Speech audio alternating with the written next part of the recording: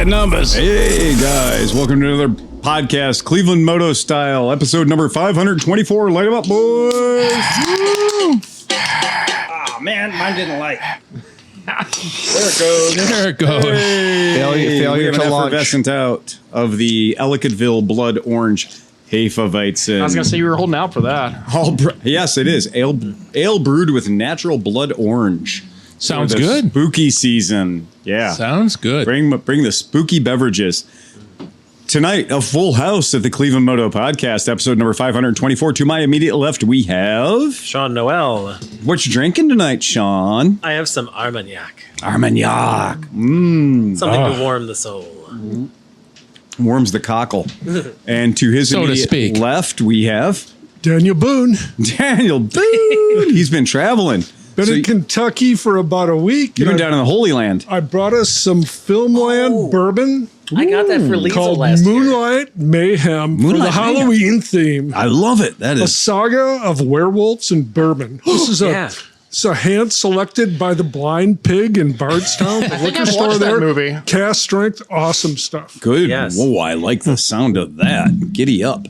And then to his left, running the boards tonight. Steve Sleepy. Yeah, and Sleepy's actually coming here to warm up. Yeah. I've had no heat. This has been crazy. So we have a new furnace getting put in. So I've been living and working at home in 41 degree weather all day. It's been All right, really Joe. fun. You were in your Snuggie? Yeah, it was. But before we go past this, I was told this week that we suck at something terribly. Yeah. Okay. And the thing that we suck at is promotion. Oh, okay. And so what we forget to do is everybody that listens to this podcast, besides this podcast, you know, you do a YouTube channel. Right. I do a YouTube channel. Yes, we do. So if you're not subscribed to the Cleveland Moto YouTube channel, should. You should be. And if Yeah. you're not subscribed to Motor Story More, you should be, You because should be. both of us, everybody here does really good motor content. Right. It's out there. Yep. And it's free And it's been going on for years. for years. So there's a lot of content to watch. Yeah. There's so much. But somebody brought it up. They're like, "Yeah, you have a podcast. All these people listen to it. You Right. never mention it." I was Oh. like, "That's a good point." That's a good So point. there you go. I'm done. agree. All right, and to his left. Johnny Bulgin Macklefresh. Yeah, how's your scrot sack doing, John? Oh, it's itchy.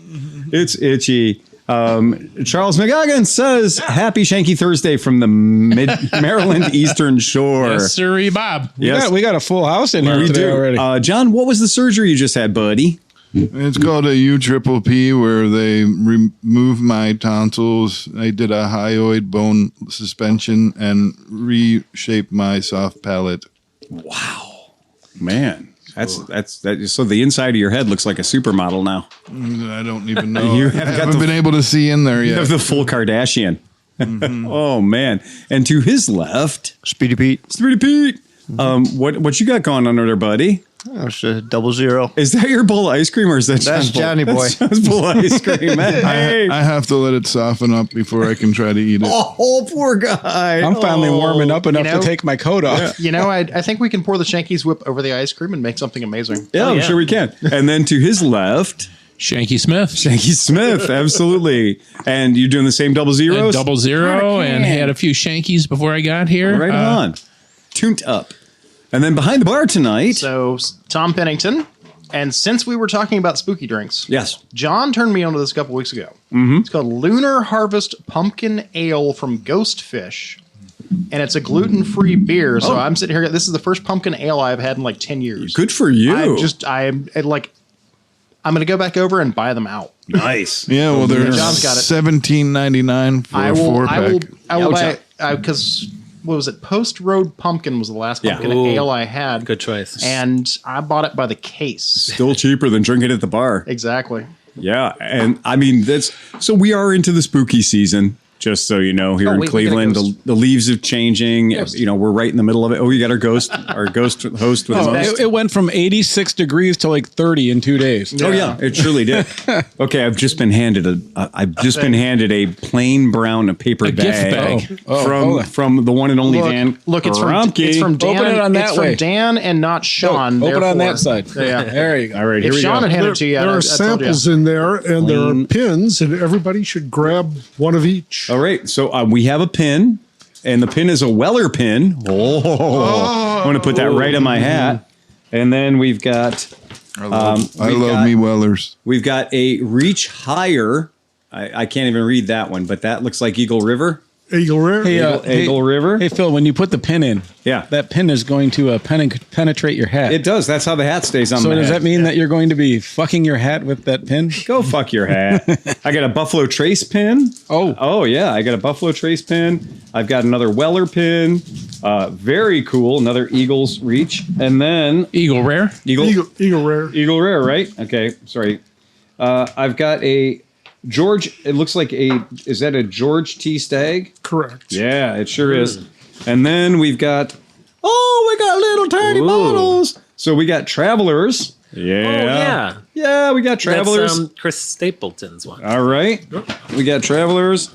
We got more Travelers. They're all Travelers. We got more. So yeah, everybody reach in and get yourself a slick ass pin, right? I mean, there's some cool stuff in here, man. This is all rad. Woohoo! Thank you, Dano. I'm going to pass this around. Dan, thank you so much, dude. We appreciate that. Yes. There you go, man. Pleasure. Yeah, pass it around. Super cool. So, I'll take the last grab at it later. so Dan, how many take it later. how many distilleries did you go to, Dan? Oh, I had to count. Well, I Yeah. mean, you could Well, just, after the first I mean, three, you I can probably tell you couldn't. how many bottles of whiskey I brought home. how many bottles of whiskey did you bring home? 20. That is a trip well done. This is why we love Dan. I want to say it was like 8 or 9 distilleries. Holy shit. We were there a whole week. I mean, Yeah, we were there for just a couple of days, and we managed to score 3 of them. We went to Peerless. We went to the Rabbit one, whichever I can't remember. Rabbit Hole. You know, we stayed right across the street at the Tempo, and Yeah. we never went into the rabbit hole Oh, you for didn't? some reason. You were literally looking at it the whole entire time you Right. were there. It was too close. Yeah. Dan did not go down the rabbit hole. Yeah, we hit that. I mean, they do that town's got it going on. Right. They And really I mean, do. they make good whiskey. I've had their whiskey. Yeah, me too. They definitely, town definitely has it going on. Super cool. Tonight is a bring your own adventure or choose your own adventure type podcast. I made sure everybody just bring their own topic matter. It's only because Unky Phil yesterday had to drive to Detroit. So I woke up. I think these are out. I had a lot of things to do on my scorecard. I had to move a vintage trailer from my house to the I thought you warehouse. bought that. I was very excited. Yeah, I didn't buy that. I didn't buy that. That's a 2015 replica of a old Shasta. Oh, So it's not a real old Shasta. It's a replica of an okay. old Shasta. It's really nice nonetheless. It's very cool. Yeah. But that had to be relocated to the warehouse for winter duty, because it's always nicer to keep your stuff in the warehouse. No snow, no salt, no bugs, no critters, no animals living inside of it. You don't have to go in and chase the raccoons out. It's just a much So it's not like nicer Sleepy's, place. It's not like Sleepy's Den. Sleepy's Den. Yeah, so there's that. And then I had to go to Detroit and pick up the remnants of Motor City Cycles Vespa inventory. So I had to buy all their stuff. And so I had to show up to a warehouse and deal with very cranky warehouse people. I was going to say that has to be bittersweet in some ways to see, because that guy's not necessarily in direct competition. So it's Not at all. sad But it's sad to see any dealership go away. Yeah. Especially a dealership that's been around for a long time. And And then sold bikes for a long Columbus time. and everybody. And then Cincinnati too. So going and Oh. picking up inventory, here, there, and everywhere.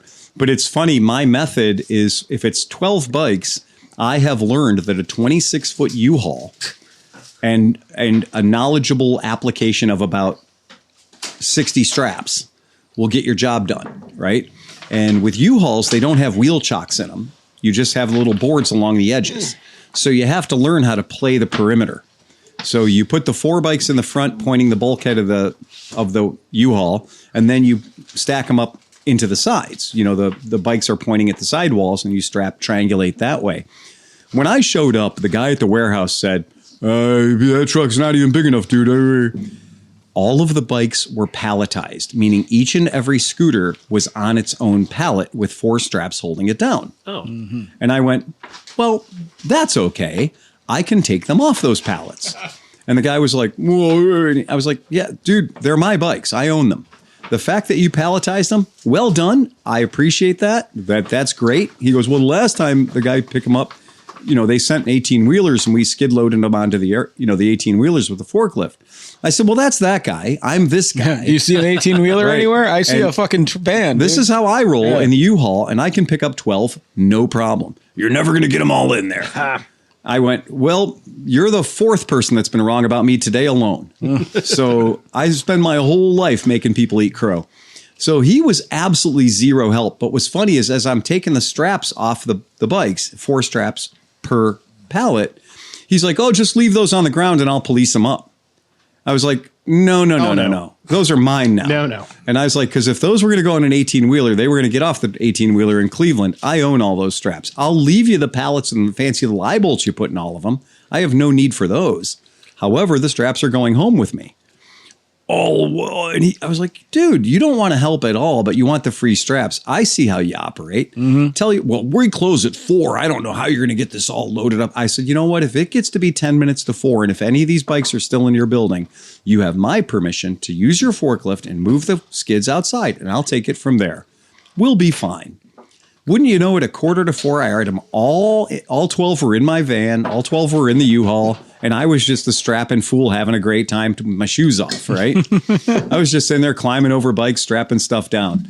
And every bike got 4 straps, everything got done. It was totally fine. And I had my straps that I brought, but now I had a bunch of nice new straps too. So that's cool. And the thing is all the years of Mid-Ohio, when a storm hits, you've trained, all of us have trained putting bikes into your trailer as fast as possible. Sweet. Well, he was funny too, because he's like, how are you going to get those bikes up in the back of that U-Haul? And I was like, okay, watch. I'll do it once for free and the other 11 are on me, right? And he's like, so you're just going to run them up that ramp into the back of the U-Haul? I'm like, yeah, like I've done 4,000 times before. Do these guys actually know anything about anything? They're all certified forklift operators. Oh. That's what they all are. They're all riding around with their forklift carts. Here's interesting. 105 Gunner says, talk to an Indian dealer today. He said there has been 0 communication from Polaris about the sale. Yeah, and this is kind of a big thing. You'd think that your dealer network might want to be read in on the fact that, well, Polaris doesn't own you anymore. And there's probably going to be a whole new contract. I've been through this. So when Royal Enfield changed the U.S. distribution, Enfield changed a lot of things in a hurry. I don't know if you guys remember, but not only did they change, they built a new factory, they had a new CEO, a younger CEO, and the U.S. distribution was taken away from Classic Motorcycles and Sidecars, who'd done it for years and years beforehand. They literally contacted every Royal Enfield dealer in America and said, hey, you got to take 12 bikes. And I said, well, I already have 7 or 8 of them here. No, you got to take 12 new ones. Well, I already have 7 or 8 of them here. Yeah, but that was them. This is us. You got to take 12 new ones. And the funny part is, if they would have taken back the 7 or 8 old ones, you probably would have been like, okay, I'll take that deal. Fair enough, right? Yeah. And it was funny because I was like, no, I know how many of these we sell. And I'm not going to be the guy sitting here with 18 or 19 of your bikes on my floor just because there's a new guy in town who's your distributor. And I was like, and then I saw their contract. And that's a big thing. If you're a dealership and you've been operating for 15 or 20 years as the Polaris Indian guy, and the new owners want you to have... Tanuki. Oh, we got a Tanuki up on the screen. Drink. If the new guys want you to have a whole ton of bikes, they probably want you to have a sign package, an accessory package, and a clothing package, and a package. And those things are never free. So... What about the floor mats? What about the floor mats? Are the floor mats free? $900 a piece. Yeah. Yeah. When you're walking around my showroom and you see those Vespas all sitting on those Vespa carpets, you're like, oh, those are cool. Can I have one of those?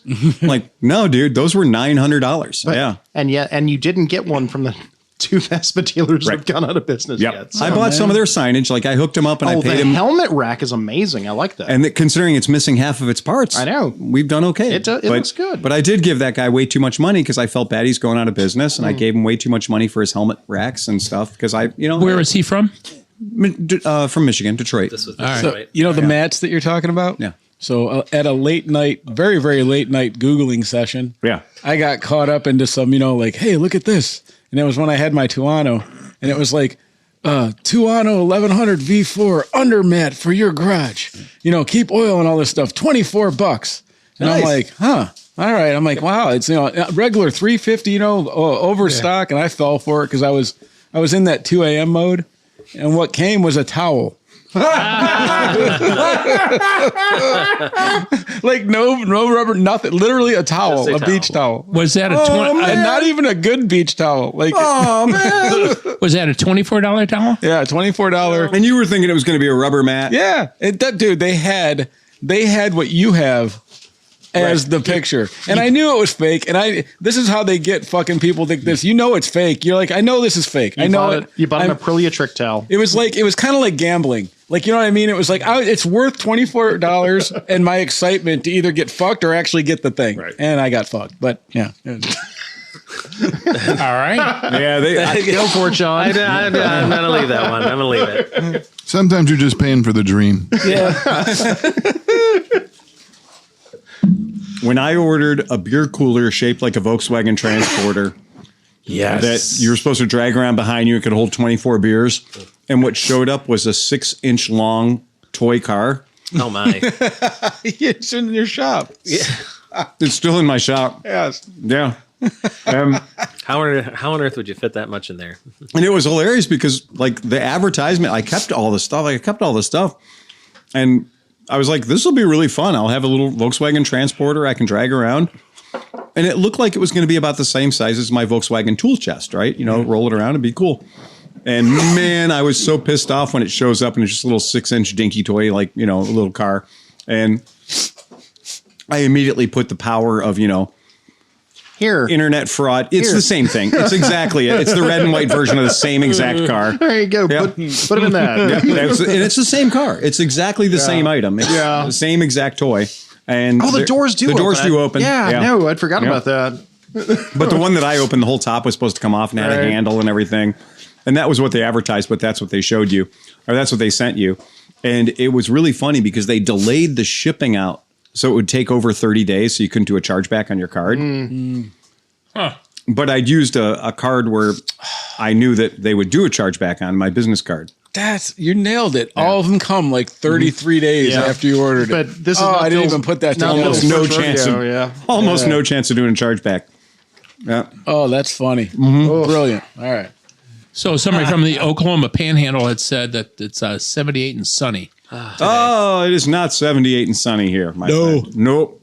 But the thing is, everything I've heard about the Oklahoma Panhandle is he might be the only guy that lives there. Oh, it might be empty, and that might be the most pleasant thing. Right? Yes. I've often wondered what happens there, and everybody says nothing. Perfect. I was riding through there one time, got stung by a bee. And they're still talking about it. That's the only thing I remember about the Oklahoma There's a statue now on the side. Got stung by a bee. This very location in 2012, a man riding a motorcycle got stung by a bee. Here on the Pete Hempfling Memorial Highway.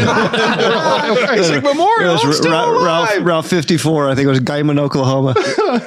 So a weird thing that happens in Ohio, if you live where we do, a weird thing that happens, and it used to only happen maybe every 30 years, was we get a crazy wind doth blow. And a crazy wind doth blow. And, I'm William from Wichita. Hey, we're glad to see you. Renee just sent you a box. The lineman himself. So, Holy man. Funny enough. Funny enough from Raleigh, Massachusetts. Renee's been stuffed in boxes. So yeah, Renee. So one of and this is a good reminder. If you're a Patreon member and you're sending us money, it is not a sin to say, send me a box.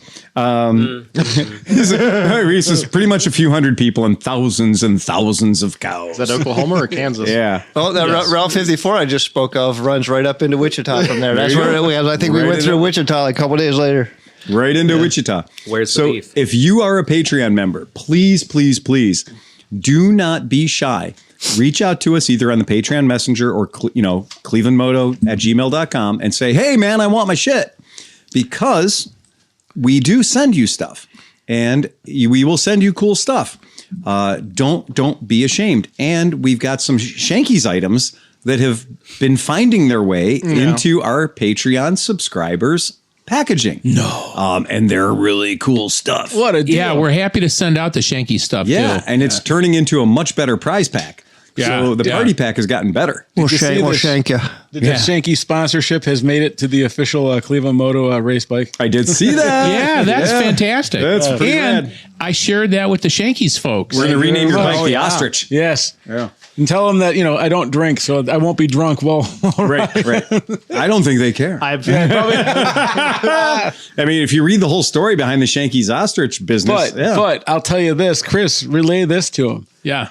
I'll tell you what, if they wanted me to hand out free Shanky's whip after the track days, Yeah. Yeah. I imagine that would make me a very popular guy. I think their it would. product would be very well represented. I think we can work that out. All right. Nice. That's pretty rad. So Pete did a deep dive on Shankies. Oh.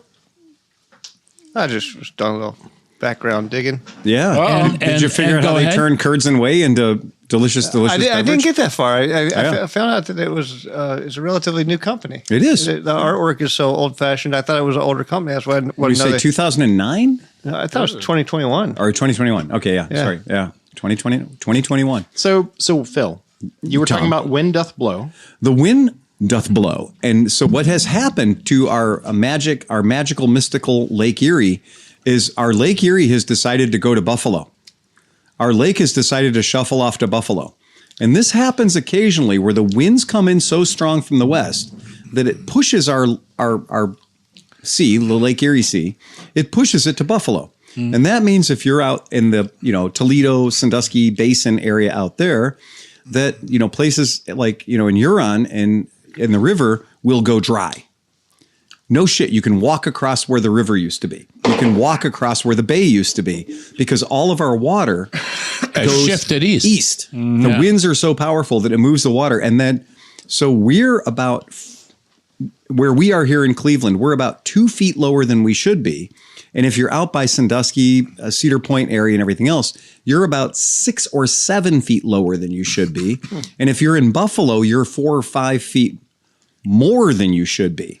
This can be a problem in Buffalo where, depending on what time of the year it hits, especially if there's been some heavy snowfall, where you can literally get overrun with ice flows. Yeah. And the ice flows will invade the city of Buffalo. So, Cleveland water ends up in Buffalo. And then when the wind stops blowing, it all comes back again. But while the wind's blowing, if you're out west and you hold your arm up like this and you claim that your name is Moses, people are thinking that you're parting the waters there. Stuff. Well, I was going to say if you take a piss here, it ends up frozen in Buffalo. No, but the news guy said today with the storm that's pushing that water, it also caused rain because the lake is still warm and the air is so cold that he said that in the Menor and then Paynesville area, which is like northeast Ohio, that if it was colder, they would have got 4 to 6 feet of snow. Correct. In the last 24 hours. It's been a lot. It's insane. That wall that came, there's pictures floating around of like the storm front that came in. Like Renee and I both were sitting out there going, wow, that's really I went. fucked up. So, I live 800 feet away from that water. Yeah. Right.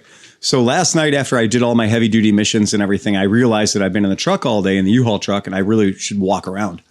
And so I got home last night, said, well, it's not yet exactly midnight. I need to go out and catch about 2,500 steps. So it's like, okay, well, I'll go walk through the forest and stuff and I'll end up at the lake. I went down to the lake and the lake is an angry, angry girl right now. The lake is super unhappy about things. Hey, ADV Dad, 1129 says, hello from Australia. He's getting this podcast upside down right now. Australia. Hello, mate. Tell us where in Australia. We're spinning the wrong way down this toilet. Right. Where the heck in Australia are you, my friend? Chime in with one of those. Let us know where you are. I bet he's on the coast. Cut him off. He's on the coast. Yeah. So it was funny though that I went down there and the water.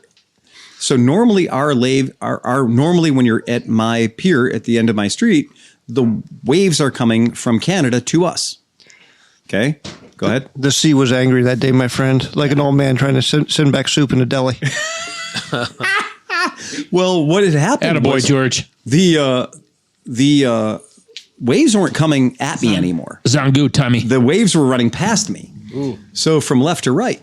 So the waves were hitting our pier. And I was looking at undoubtedly 4 to 5 foot tall waves, which in Cleveland, Ohio is not normal, but it's especially not normal when they're going left to right. Yeah, right. And what's the song? there's no surf in Cleveland. Right. Well, there was USA. last night. Jesus Christ, there was surf in Cleveland. Were the boys out surfing? No, I mean, it was. There are people It that was try. midnight. Oh, right, going Yeah, ahead. it was midnight. So I'm sure they were down at Edgewater. Long and short of it, though, if we want to talk about, this is a good time to remember the winds in November came early, thanks, to the. Yeah. Don't do it. I'll cry. Yeah. Don't fucking play. For our friend Scotty Highland, he loves the Edmund Fitzgerald. Story is told. Hey, Johnny. Old Gordon Heavyfoot over here. Johnny Mac. My Yikes. neighbor, the night that you sang that out on the back porch, Yeah. my neighbor loves you. Most old women do. Kind of popular in the old lady set. Well, that's fair. Yeah. I think me and the captain sang that at Mid Ohio this summer. I do. I think I remember that. Absolutely solid. I've got a bright future in the nursing home. We'll send you to the villages. You can get in on that pot, the scrunchy code. Yeah. So anyhow, getting back to the story. Well, Anyway. what I did think was pretty interesting, though, looking at this and kind of standing there, and the wind's trying to blow me off the pier. I mean, it's not pleasant. It's not chill, quite too much. But what got me was just how violent it was. So if you can imagine, you happen to be out in that, it is not a great day for you. And also, I could watch, and on one wave, my pier would disappear. It would disappear. There'd be no pier. So on one, I could look out and see absolutely no pier. And then in the pause between the set, I could see under the pier. That is crazy. That is So, wild. so what you're saying is we're not sending supplies to Michigan at this point right now. No, not at this no point. more ships in the bay. No more ships in the water. There is nothing out there, man. Those waves were causing a lot of peer pressure. Hey, that lot of peer that pressure. one's a freebie for the This patrons. morning, though, for Sean O'Hara, I did this morning see a bald eagle at full chat across the top of the Whitecaps. Was it Eagly? It was not. It might have been eagly. But what was funny was I was like, and he was headed out. Like he was going to work. He was going to fish. But the wind was so violent. I was like, there's no other birds in the sky right now. There's so much wind. And this eagle was like, screw you. I got to eat. I got a wife and kids at home. I got to go get a big fish. And he did. And he was like busting the Whitecaps, heading out. And he was like flying. He looked like he was doing that kind of flying. If you're down in Florida, the pelicans, where they just kind of right across the top of the water. That was a fucking bald eagle. Right across the top of the water this morning. Super cool. Hey, and speaking of fish in Lake Erie, Yeah. the ODNR stocked 3,500 sturgeon Yes, I saw into that. Lake Erie Big, spiky, scary fish. 2 weekends ago. Yeah, so cool. Big as far as spiky- sturgeon. Big, spiky, I scary fish. expected them to be big. They were like this big. They were like Yeah, little They're fry. the babies. Yeah. Yeah. That is I mean, I didn't expect them to be full size sturgeon, but I thought even a small sturgeon. better to transport them while they're small. Yeah. Yeah, I think. Get more sturgeon per the buck at that point. That's cool. What you got, Sleepy? Oh, I got all kinds of stuff. Lay it on me, brother. All right, type into your typey machine. I got a typing machine. KTM Oh, boy. Oh, here we go. Oh, boy. 990 All right. RCR. Okay, here we go. KTM This is my next. Ready? is the new one. All right, are we ready? Da-da-da-da-da-da-da. Okay, well, first of all, KTM wants me to accept all the cookies. The old Super Duke? No, sir, this is 100% track bike. Okay. 14, They have a thing, 14 grand though. and it's 14,000. streetable as well. Mm-hmm. And you can take it. So my favorite guys, 44 Teeth, did a review. Mm-hmm. And they said it was one of the most fun and exciting trackable bikes that they have felt for the normal schmuck. Okay. And that he felt slower, but his lap times were faster. Nice. And now, despite what the KTM CEO said, this says born, bred, and built in Austria. Yeah, I don't know about that 100%. You know, somehow I've ended up on a lot of reels for Superbike, and watching the CF Moto / KTM bikes roll around, it's fascinating. Oh my God, this is one of the most violent passenger perches I've ever seen in my life. Yeah, that's just Holy shit, that is stadium seating. that told Aprilia, hold my beer. That is seriously. You have never hated your girlfriend more than this motorcycle. Wow. This motorcycle does not like the idea of your girl getting on the back unless she can take it. But here's the thing. So it has the same amount of horsepower as my ZX6R. It's 130 horsepower. Okay. But it's a parallel twin. Yes, it is. So I kind of like that torque and feeling. And so the dudes, all the videos that you see of the guys riding on the track, it has that almost like Ducati kind of pull to it, like when they're pulling on it. Okay. I don't know. I think I might want my first KTM. Jesus Christ! I'm getting a little boned up over this thing. I mean, you can get a Super Duke for a song and a dance right now. So they have a white one. The white version of it makes you want to. Oh, dude! I mean, come on, man. I mean, it's a beautiful bike. Don't get me wrong. I'm just personally, I just have when you say KTM right now, I used to just be like KTM. Yeah, KTM. Well, that is the thing. And now I'm starting to get a little KTM like, oh. But see, here's the problem with this. Yeah. So KTM always has these big monster, dope ass, cool bikes, right? Like the Duke 1290, the 1390, all these different bikes. And it's like, it's kind of like, it's so enticing that you're like, okay, I know it's going to be made somewhere else, but it's still that bike, you know? I mean, considering the standard Super Duke, this is kind of tame. It is, but it's made for the track. It's track you bike. don't need it's a track bike.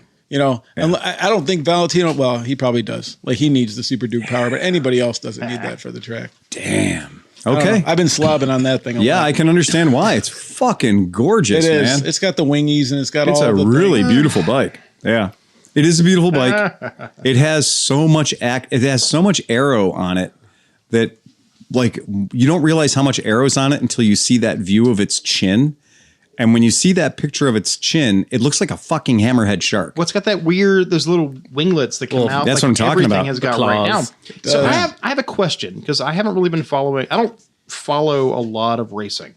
As weird as it sounds, as a motorcycle mechanic, I don't really follow it. But getting these reels now, like at random, what is up with the dirt tracker foot out thing now? Because it used to be knee down. That was Valentino Rossi started. And now it's like, now it's like foot out. Like, how the hell are you're doing 200 miles an hour and you're going to break your goddamn foot? What the fuck is going on? It's a timing thing, man. They're setting up for the turn and then you get it ready. And then when you bring it in, you get your foot set on the peg where you want it. No. They're like foot out, like dirt track racing. No, it comes like back planting your foot. There ain't nobody doing that. I think have you not seen this thing? Oh, on a MotoGP bike? Yeah. It's weird as hell. I'm like, what is this foot out craziness? Like, I do it on a Vespa, but is Tom talking about rusting Cybertrucks again? I'm not that drunk. Okay. He's not that I actually drunk. support Tom this time because I've seen him doing it.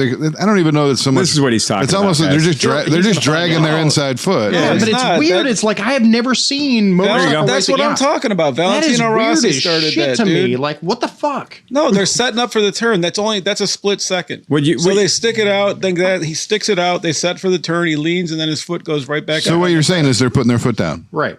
It's under braking. See, Johnny Mac's got my back. No, but it's not. It's not through the turn. Yes, it is. No, it's not. It's during the braking period before tipping. Yes, it is. Oh, dude. Now we're going to fight. Point. All right. Yes, we are. My money's on Johnny Mac. I know. I'm going to lose, but I'm going to go at it hard. Like that. I started watching because I don't watch this. This is not in my wheelhouse, but watching those guys put their foot out, I'm like, holy shit, you're going to break your fucking ankle.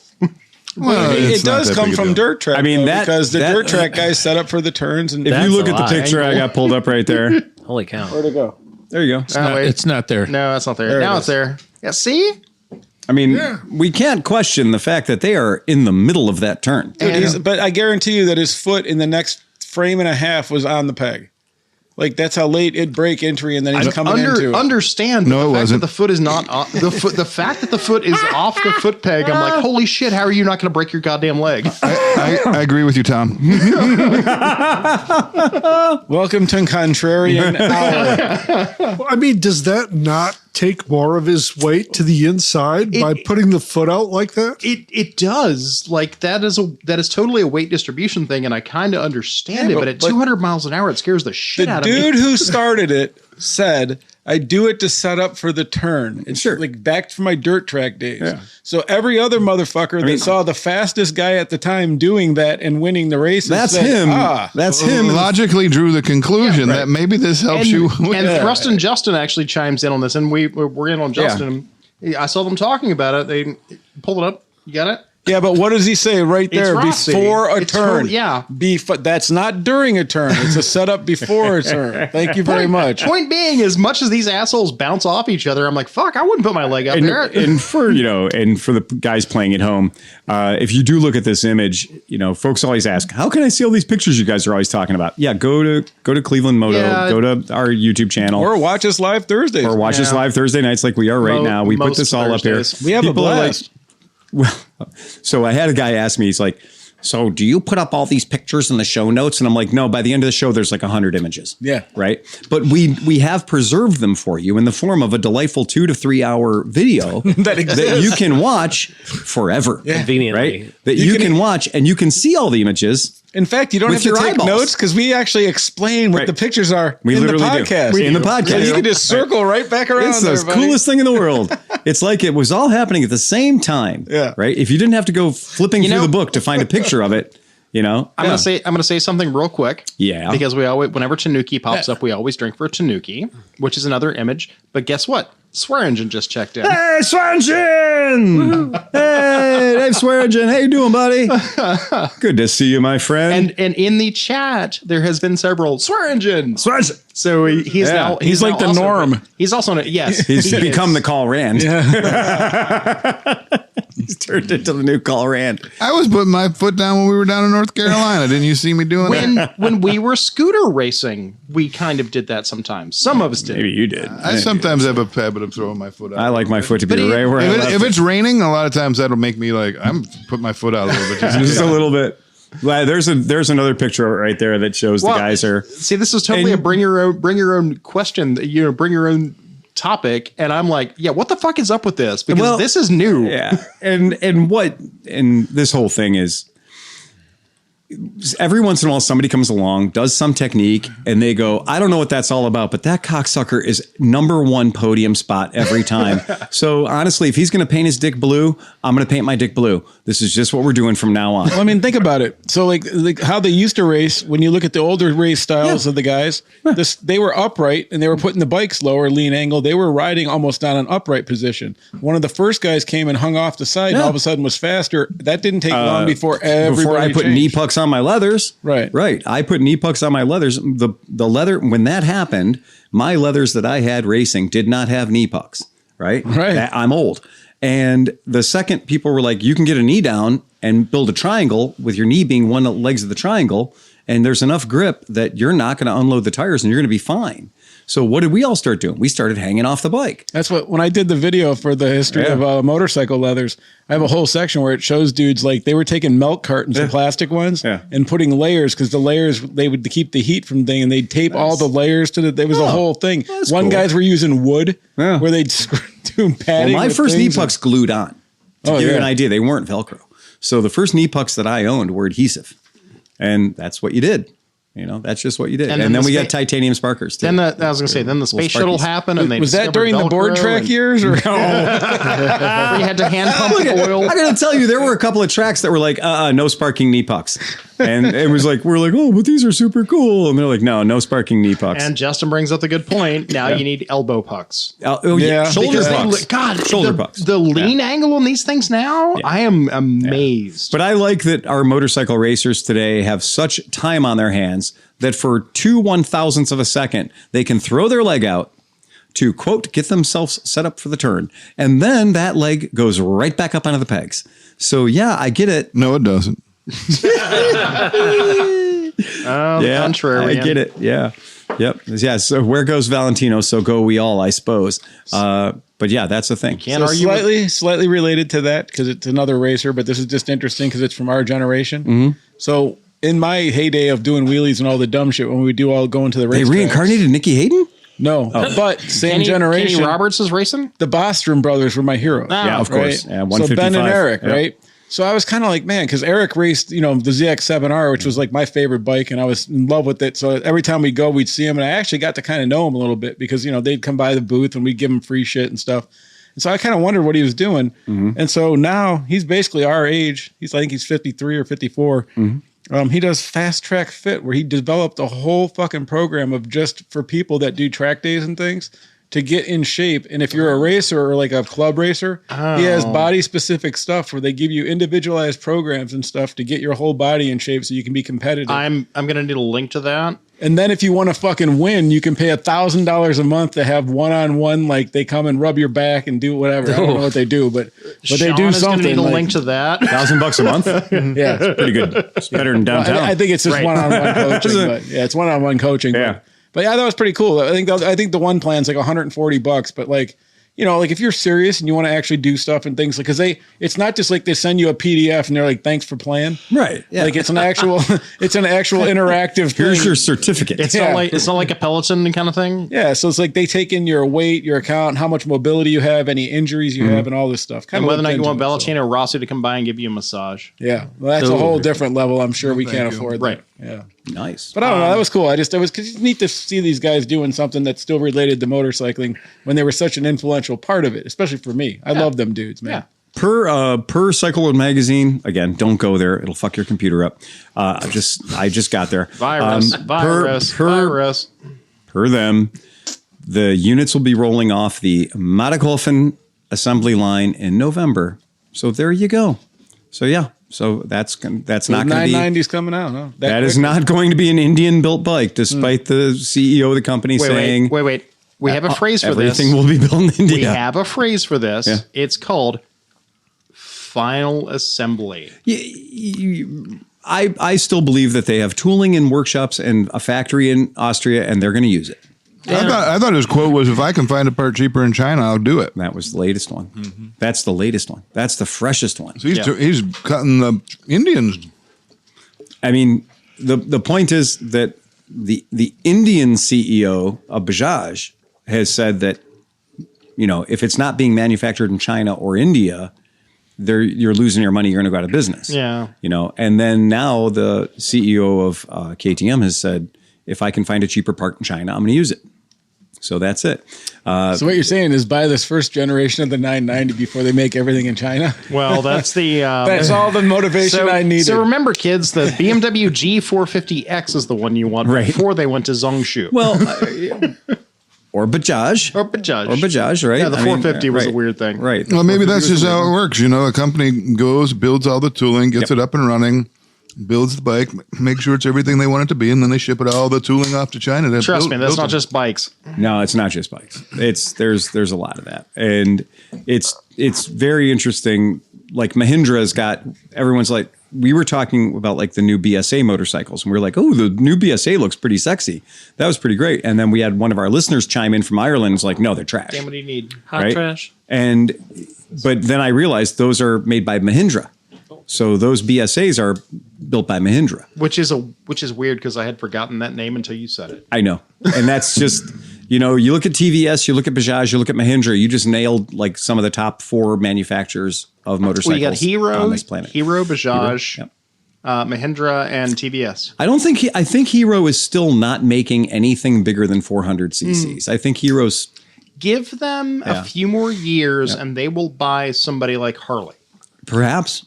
Yeah, So- I mean, they bought their freedom from Honda. Yeah.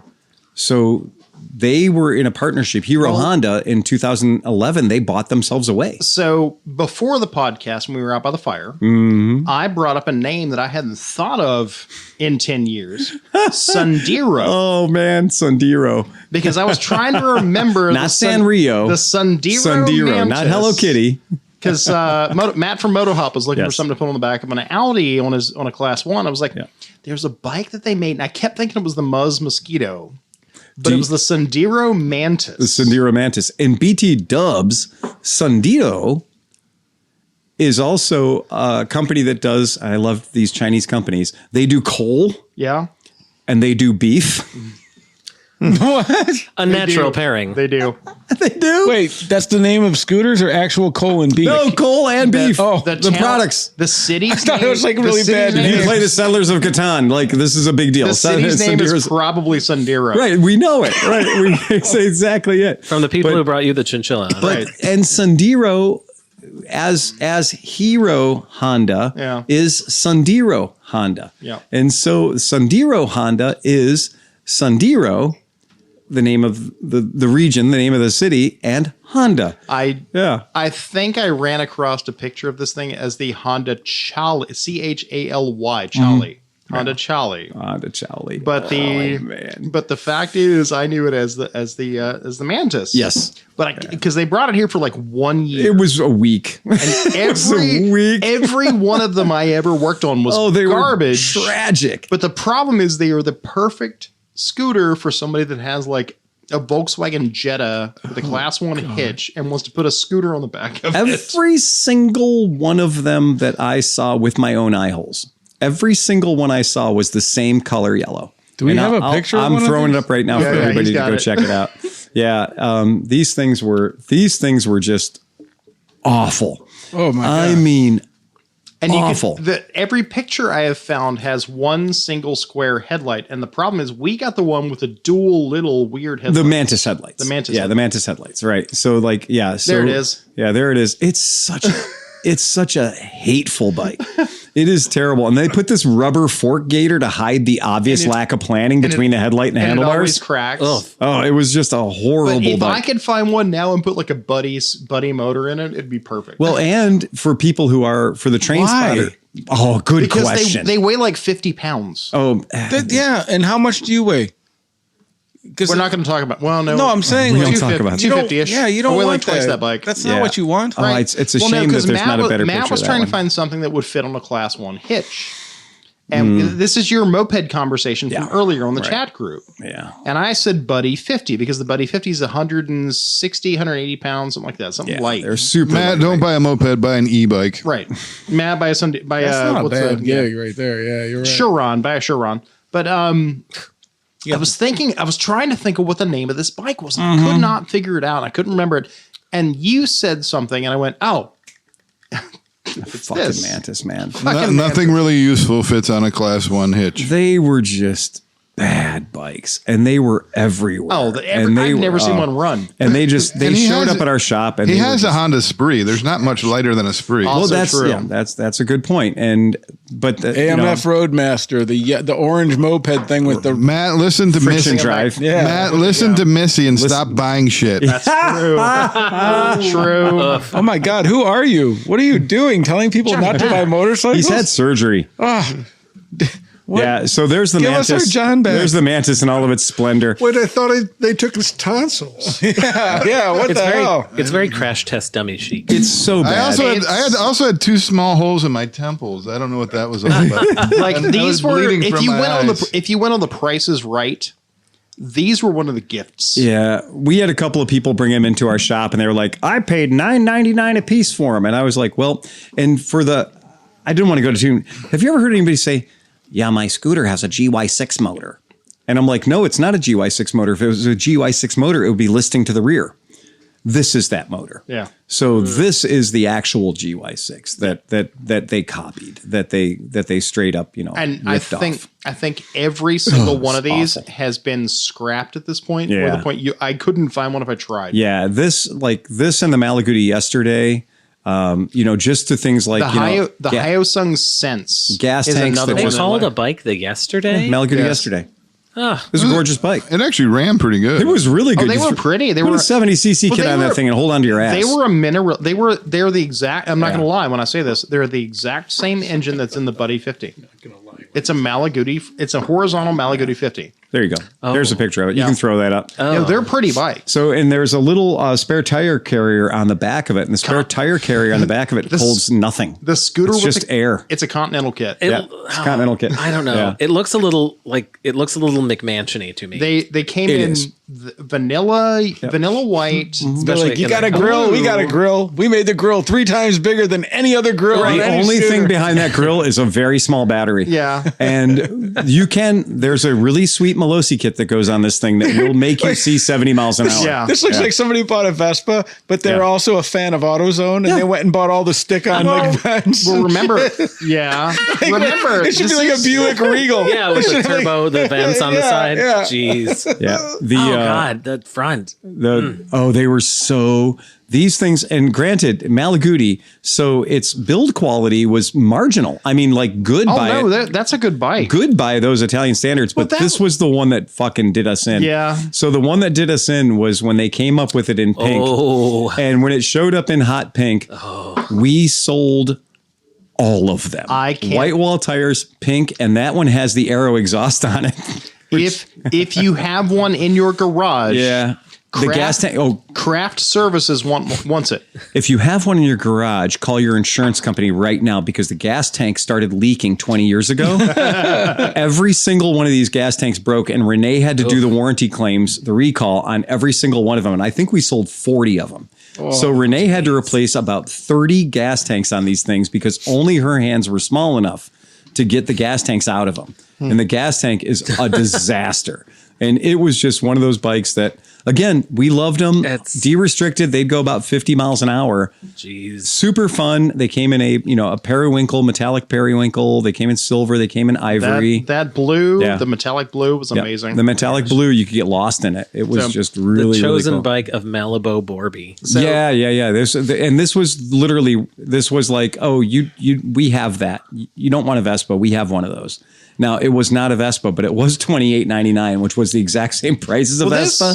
So congratulations. You're plastic, but you cost the same as a metal scooter. It reminds me of that plastic 300 we have right now. You have one flat black left. It's the Keyway 60s. Yeah. Right. The same kind of thing. This is the same kind of event. Vespa makes it out of steel. We can make it out of plastic. Yeah. And it'll be just as good. Exactly. And good luck selling that, pal. Are you doing those anymore? The Keyway things? Yeah, we are. Yeah, we do. We do have them. That's for John right there. And I heard about one of the other podcasts talking about Lance at SYM, and the guys at Noco Motor were like, "Hey, you guys are sleeping on this. You need to get that Lance 125 Cabo, dude. The one you're talking about, the one that you guys kept talking about, has a carburetor. Yeah, you got to go to the 200cc unit to get the fuel injection. You're going to spend about $600 more. 600 well spent. Fat Guy in a Little Bike says, guys, I gave in and bought yet another bike last weekend. I got a 71 Honda Z50 K2 at a yard sale. Yes, estate sale, barn clean out for $80.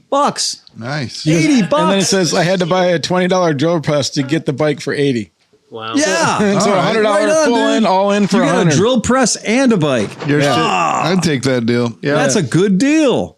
That's a fantastic deal. Oh, I love everything about that, man. So that's super cool. I have a quiz now. Okay, get a quiz. All right. If you had to name a bike, 2000-ish bike, all right, naked, that was considered an excellent sport bike for a naked bike. Naked bike. And yet affordable. And almost Triumph Speed Triple. Well, that was one, but what was one that... Wait a second. I did it in one. Define the genre. People said it was the excellent, the pinnacle of a naked bike at the time. Triumph Speed Triple. It was still no. Yes, all those things were said about the Triumph Speed Triple and a Ducati Monster. Oh, the Ducati Monster. Okay. So, but it was known as like the regular guy's super bike, right? Regular guy's super bike because it was affordably priced. Yeah, it was a monster. So they're bringing it back. And they're using the Panigale V2 motor. Get out of here. But now it is not the everyman's sport bike because that sucker's coming in at $15,999. What the what? Yeah. What? So, I mean, the bike sounds amazing. I'm slobbering all over. Compared to how much I mean, they were like Ducatis are, I guess. I know, but at the same time, to me, if I remember correctly, you could get a Monster for like $8,000, which was comparable, like maybe $1,000 more than the comparable bike at the time. But this one seems to be like you can get much better offerings from, well, not much better, but like a decent comparable bike from Kawasaki or something for like $10,000. Is Sleepy talking about the Zephyr 750 again? Sleepy, are you talking about this bike right here? I know where there's one. That might be the new one, right? Yeah, I mean, that's what it says. Yeah. 26. Yeah, that's it. So it's all angular. It looks a little more up on its toes than most monsters. Yeah. Most monsters look like they're a little hugging the earth a little bit better. But here's the thing. It's 109 horsepower and 60. So it's 70 foot-pounds of torque, 109 horsepower. So it seems like Which motor's getting? It's the Panigale V2. So it's the same as the Panigale V2 motor and the Street Fighter and the other things. Yeah. But it seems like they might have detuned it a little bit or something. Ronnie 2 or no? But I'm just disappointed that it's $16,000, man. I am too. I think 12 around there would have been a fair price. I feel very bad today that we had a bit of a battery problem at the shop today, meaning we didn't have the right battery. So the other day I purchased a 2013 Ducati Monster. And I'm glad that you brought that up, Sleepy. I'm just sad that I didn't ride the bike here tonight. So I bought a 696, year of our Lord 2013. That's been around for a while. What's that? You've had that for a while. No. This is brand freaking new. Just got it two days ago. Oh, okay. Yeah. Oh, yes. Just got it 2 days ago. And I had a Ducati Monster for a minute, and I did liquidate it. I did sell it. But this is one that I got the other day, and What color? What's that? What color? Unfortunately, it's black.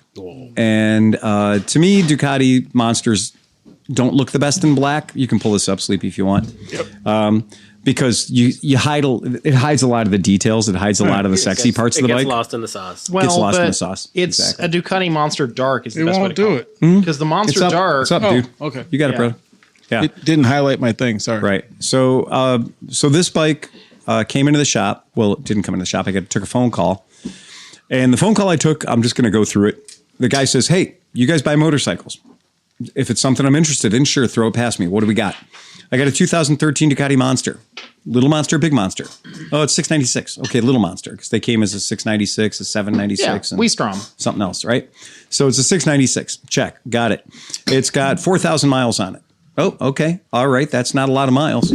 I'm like, so what's the deal? Does it run good? Hasn't run for a couple of years. Okay. Any scratches, scrapes, dents, or dings? Yes.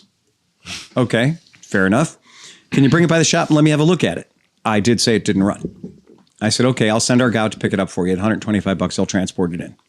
So the guy pays our guy $125 to bring the bike in. So I go collect the bike, bring it in. The front brake is non-existent. Oof. Okay. The battery, it will flicker the lights. It'll flicker the dashboard, but that's it. The chain has a little bit of rusty spots on it. Enough to say that we should probably replace the chain. The tires are date coded 2013, so they are 12 years old. They are the original tires that arrived on this bike when it was brand new. Licorice wood. And so we brought the bike in, and I said, how much money do you want for this bike? What is your selling price? And then he fucked up and punched it out the same way everyone does. And I'm giving you a little tip from your Uncle Phil. If anybody asks you this question, don't say the following words. Well, what do you think it's worth? Okay? If you're ever trying to sell anything, I don't care whether it's the fucking engagement ring you cut off the lady next door. Have a price in mind. Have a number in your head. Yeah. Be prepared to kind of justify where you're at on things. Whenever you're selling anything, have a price in mind and say that price. And don't be afraid to go a little wild. But if you tell me what do you think it's worth, then I'm just okay. So now I'm the dominatrix, right? You told me what role I have in this relationship. I'm the daddy, right? So I said, well, let our mechanics take a look at it and we'll figure out how bad it really is, seeing that it's sat for at least 5 years. And I literally drank my coffee and looked at it and went, yep. I had the price set long before we hung up the phone. Yep. What did you say, Tom? Yep. Yep. So anywho, Yep. Oh, no, I knew exactly what I was looking at as soon as he told me what I was looking at. I gave the guy a phone call and I said, well, it needs a chain. It needs 2 tires. It needs a battery. It needs to have the fuel injection or the fuel system completely cleaned out because the gas in here is 5 years old.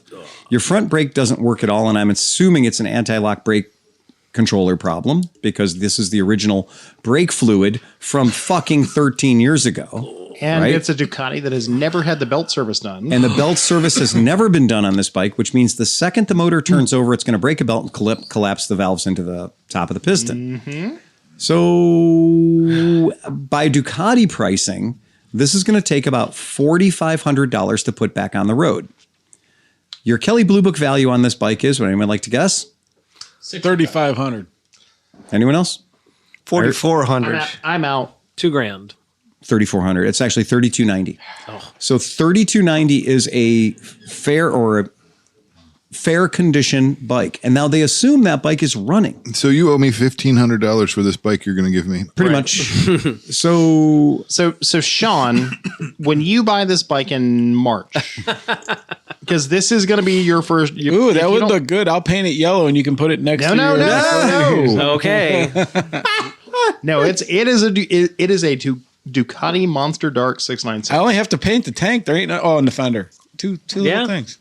So anyway, Continue. Dress me up a little. Yeah. so $1,200 later, I got a Ducati. Nice. What'd he walk out with? $1,200. $1,200. And that's it. He didn't want to buy anything else? No, you don't want to. Wait. Oh, he Chris, just If he wanted to buy something Chris, else, we would have done better. into the for him. microphone. Yeah. No.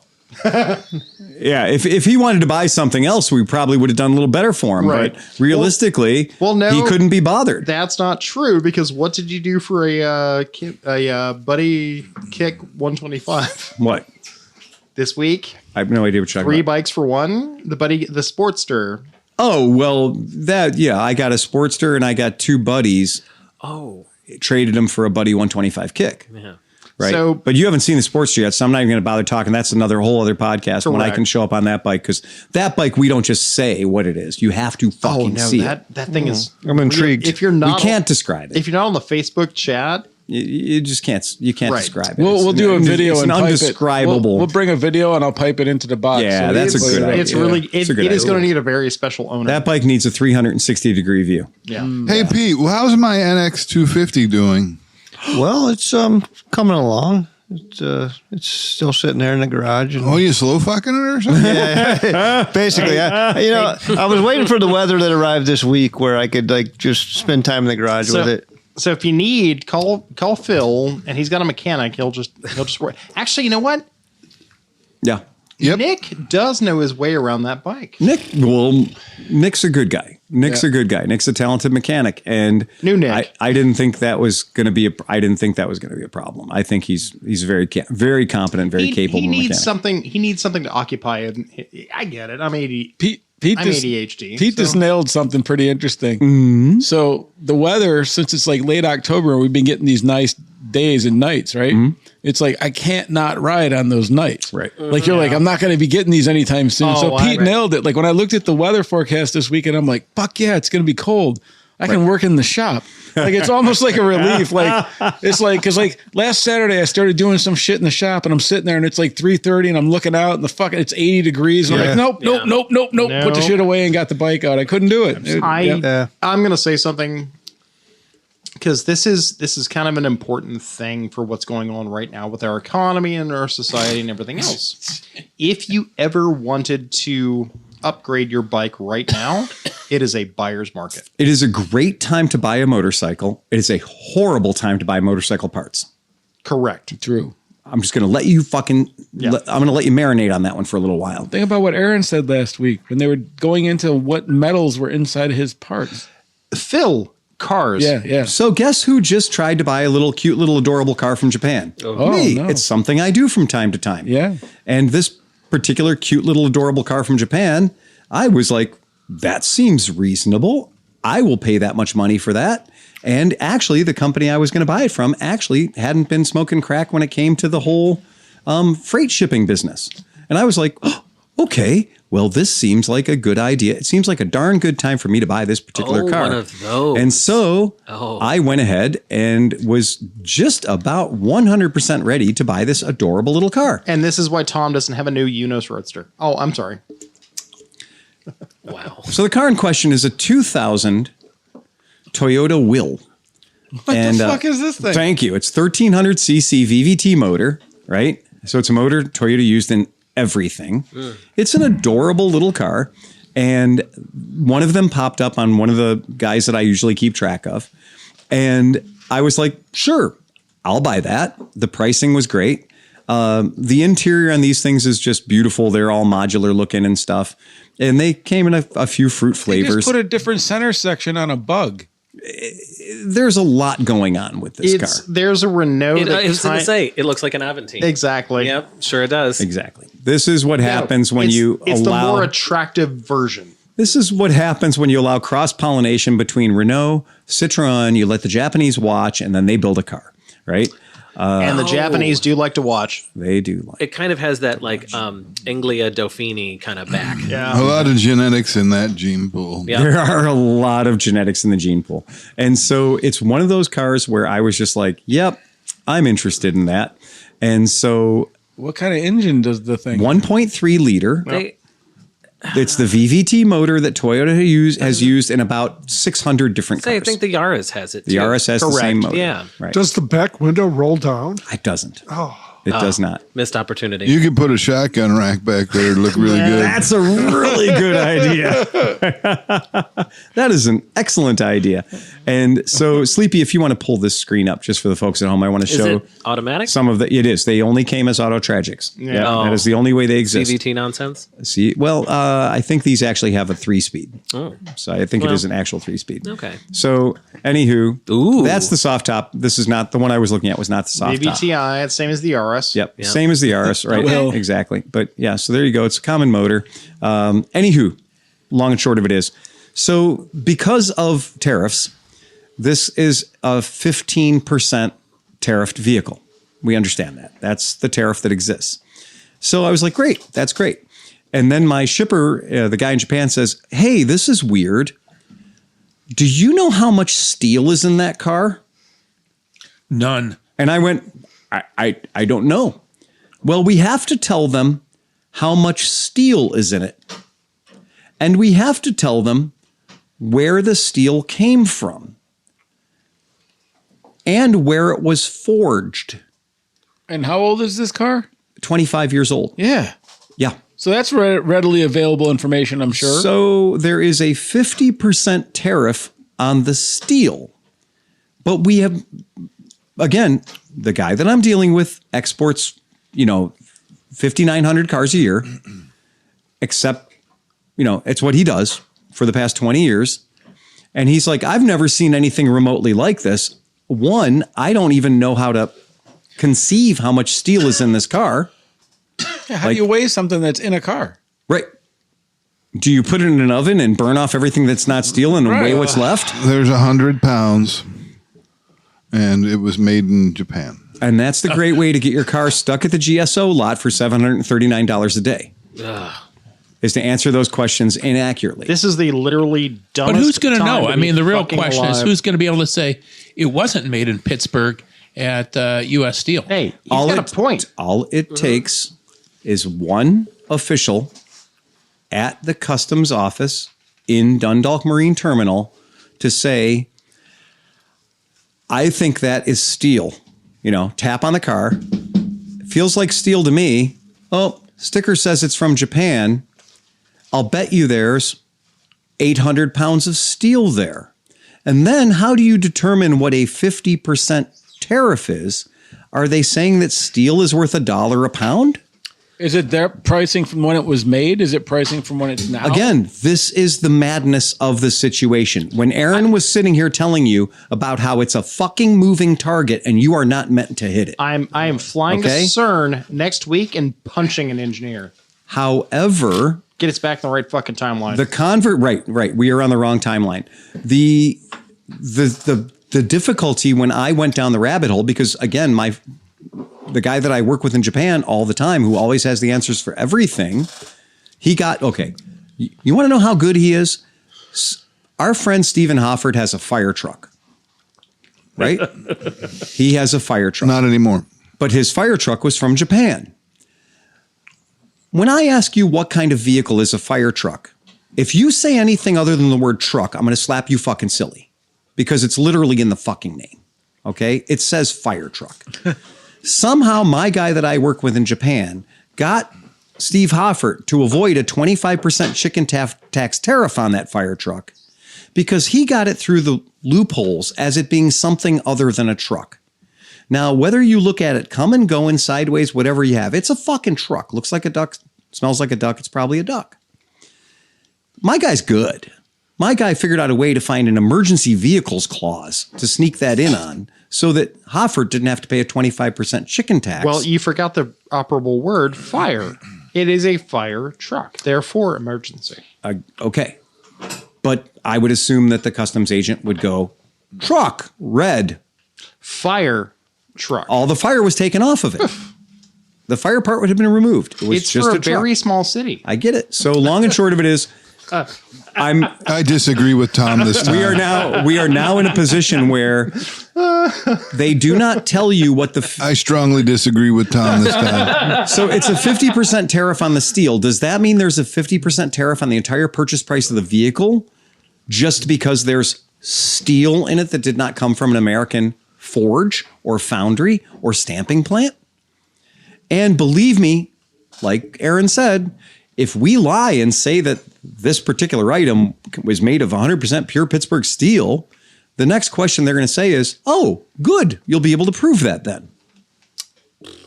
And I think that's the point where they're pushing your car into the GSO lot for $750 a day storage.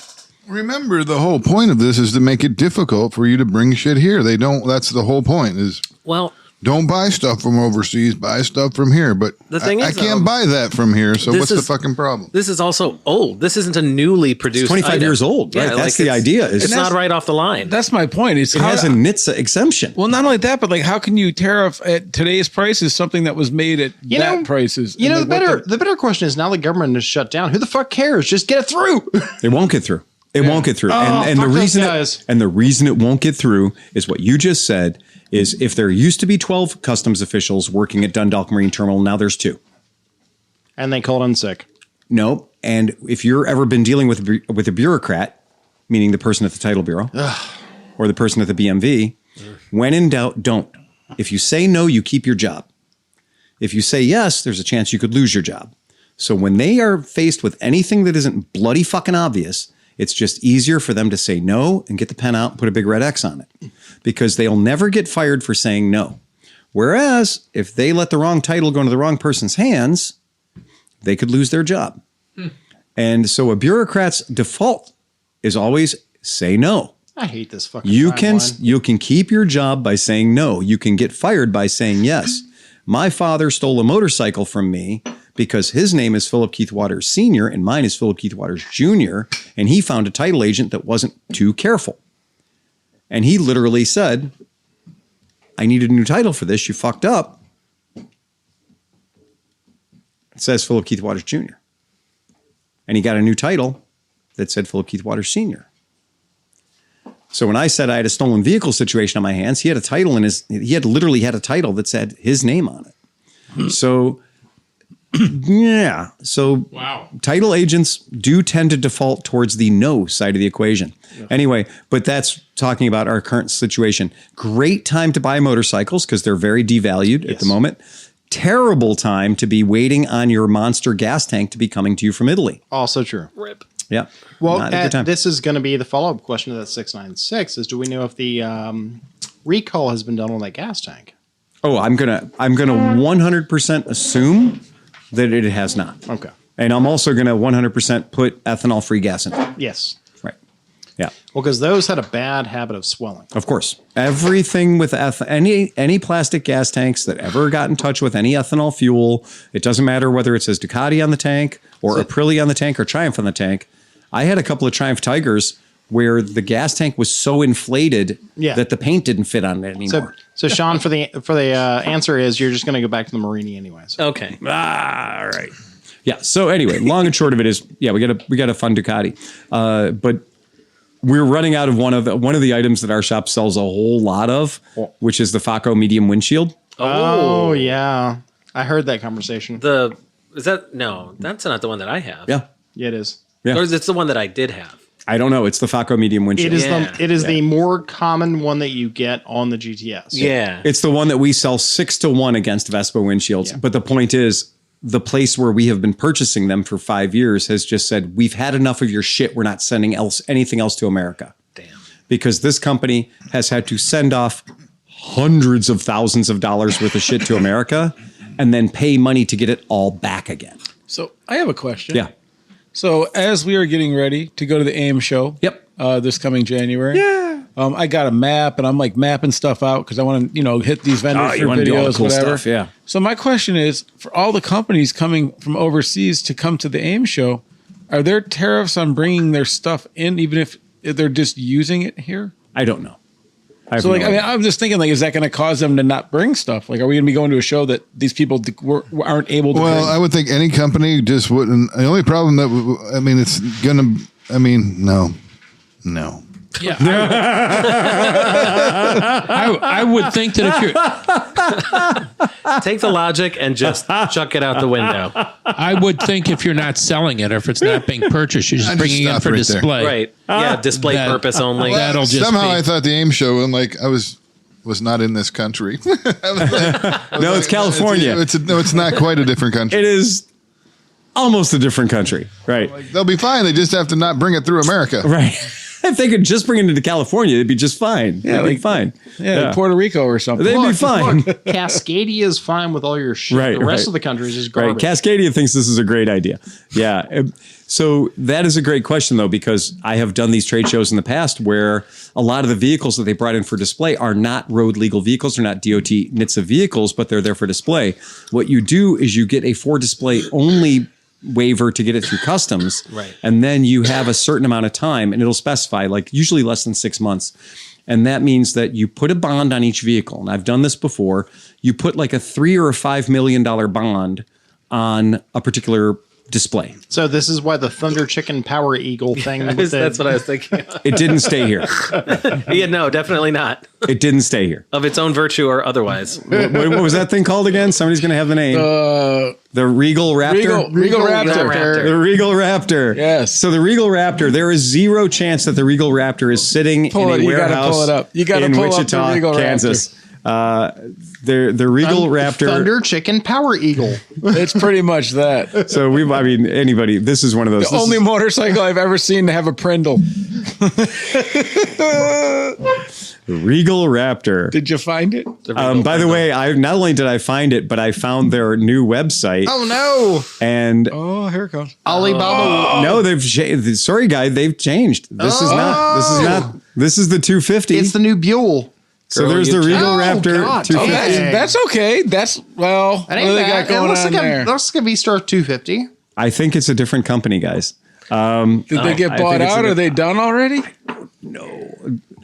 Oh, I'm so sad. I don't know. I'm gonna let you keep looking. That was You mash all three of those bikes together and you almost have a Regal Raptor. because this thing was like 1,000 cc's, but it had like 43 horsepower. It was 1,000 cc. It had a Kubota flat 4 with an automatic transmission.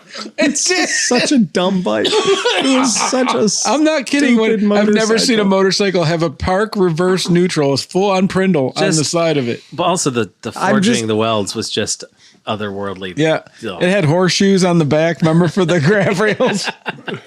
I think the back of it was made out of rebar at one point.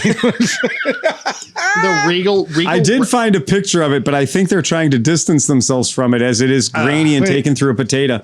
No, let me see. Wait, you got it? I got it. Oh, there it is. It's got the giant D rings on the back to put your hands through. Oh yeah, and it's got the fact that Sean's hydrostatic drive. Sean's not around to go Regal Raptor. Like I want to hear Sean say Regal Raptor. Regal Raptor. Because Sean's going to go Regal Raptor. Regal Raptor. Well, there's Not pretty good Sean. cover. If you're really Not interested you, in the Sean. Regal, Sean the O'Hara. Regal Yes. Raptor, I got pretty good coverage of it from our AIM video from last year. So if you go on the channel and look up the AIM video, there's quite a section on the Regal Raptor. It's pretty funny, but every time I click on one of their links, it says error trying to establish a database connection. they're scrubbing They've it. disowned that bike. They have disowned it, my friends. Wow. So yeah, the Regal Raptor, the DD1000. Which, by the way, DD1000, going to give you the DD, man. So that is like Pornhub. There it is, the white one. Pornhub page number 3 will get you DD1000. God, dude, this thing is so tragic. But again, Revolutionizing the cruising experience. very rarely have I ever sat on a motorcycle and just said, no. Hey, booth guy, you got to come over here. You got to come and see this shit. It can literally go as fast backwards as it goes forwards. Yeah, that's what a tragic Kubota motorcycle. 1000. Yeah, it is literally like an old Vanguard V twin. It was such a bad CVT shaft driven mess. Just a tragic we guessed motorcycle. it weighed about 897 pounds. The fact that when Sean came over to it and tried to hoist it from the side stand. He was like, did they bolt this one down? And like the crazy thing was they didn't even have a safety wheel chock on it. So the guy was like, no, like 7 people had thrown it over that day. Because I guess that was a big problem as people were straight up tossing it, you know. It was a bad motorcycle. So there are, you know, I mean, we've played this game before. There is the only good-looking motorcycle. The only good-looking picture of this piece of shit that's ever existed is right there. Oh my God! But they literally went out in the field and found 2 horseshoes and welded them to the fucking bar on the back for sissy bar grab handles. Wait, you can see. Can you zoom in? The Prindle's right there. Right in the middle above, side. Right in the thing. That's the handle for the Prindle. Yeah, that's literally so you can grab it and shift it. So it is jockey shift. Right. It's the Toyota Corolla motorcycles. Yeah. It is just put it in forward. No, put it in reverse. That's fine. This kills me too, because what do I always say? If it has 2 round headlights, I love it. Yeah. And this one I don't. This is sad. It's a shitty bike. It's this very, very shitty bike. And again, things you see at AIM Expo. Yeah. Sometimes you go there for the wins, but it's more fun for the losses. Oh no, yeah. It was way more fun for the losses. A very memorable experience. Oh, it's so That's bad. for sure. So bad. Yeah, so bad.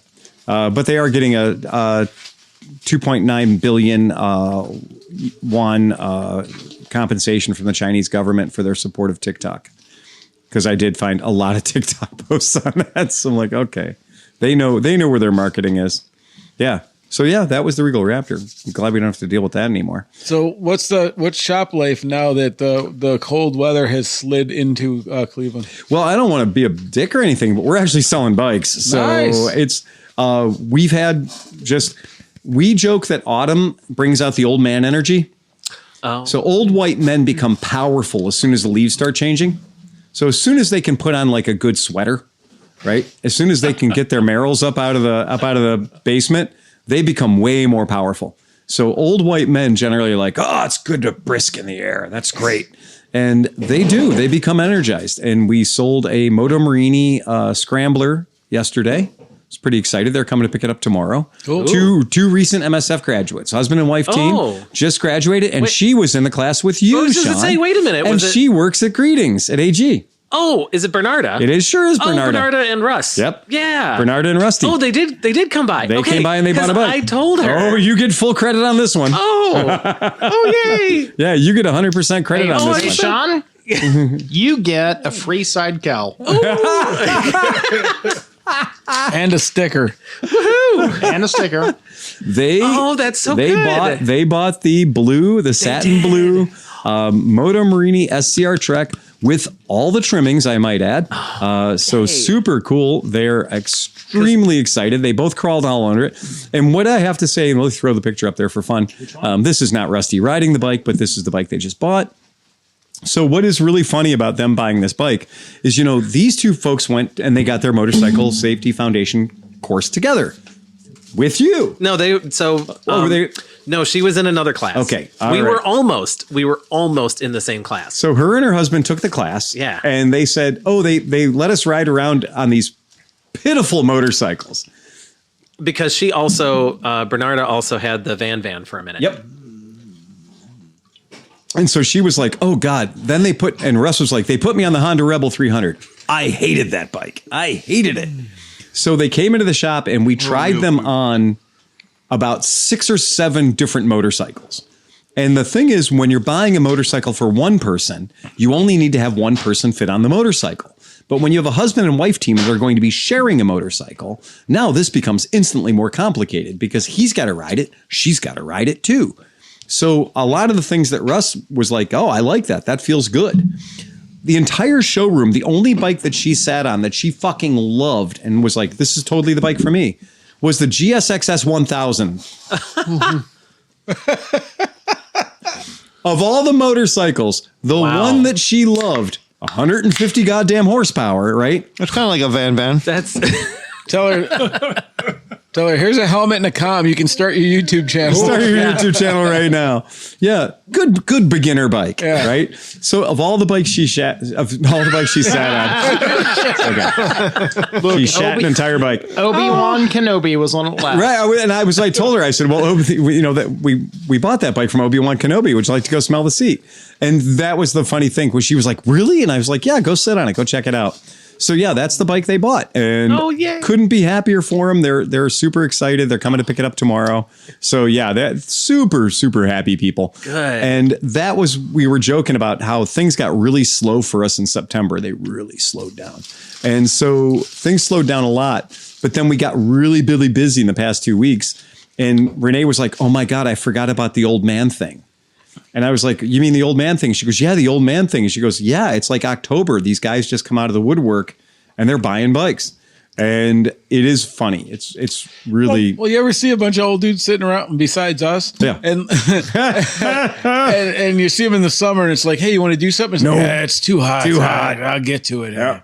So that's what happens. It's not too hot anymore. We had 2 different people ride their bikes in today. One of them was a lady on a BMW R9 T12, like full adventure bike setup, loaded for bear. And she showed up to buy oil filters for her husband's V85 Travel. And it's really funny because she shows up and she's got all of her gear on. She's obviously a long distance kind of rider. She met the guys on the Cannonball Run this year. She's a super cool person. And so she comes in and it's pouring down cats and kittens. And she's, just out for a ride. Super cool. And then maybe an hour later, we had a, 62-year-old dude showed up, and this guy shows up and he is riding a V-Strom that I'm going to guess conservatively has 200,000 miles on it. And it's one of those bikes that not one part of it matches the other part of it.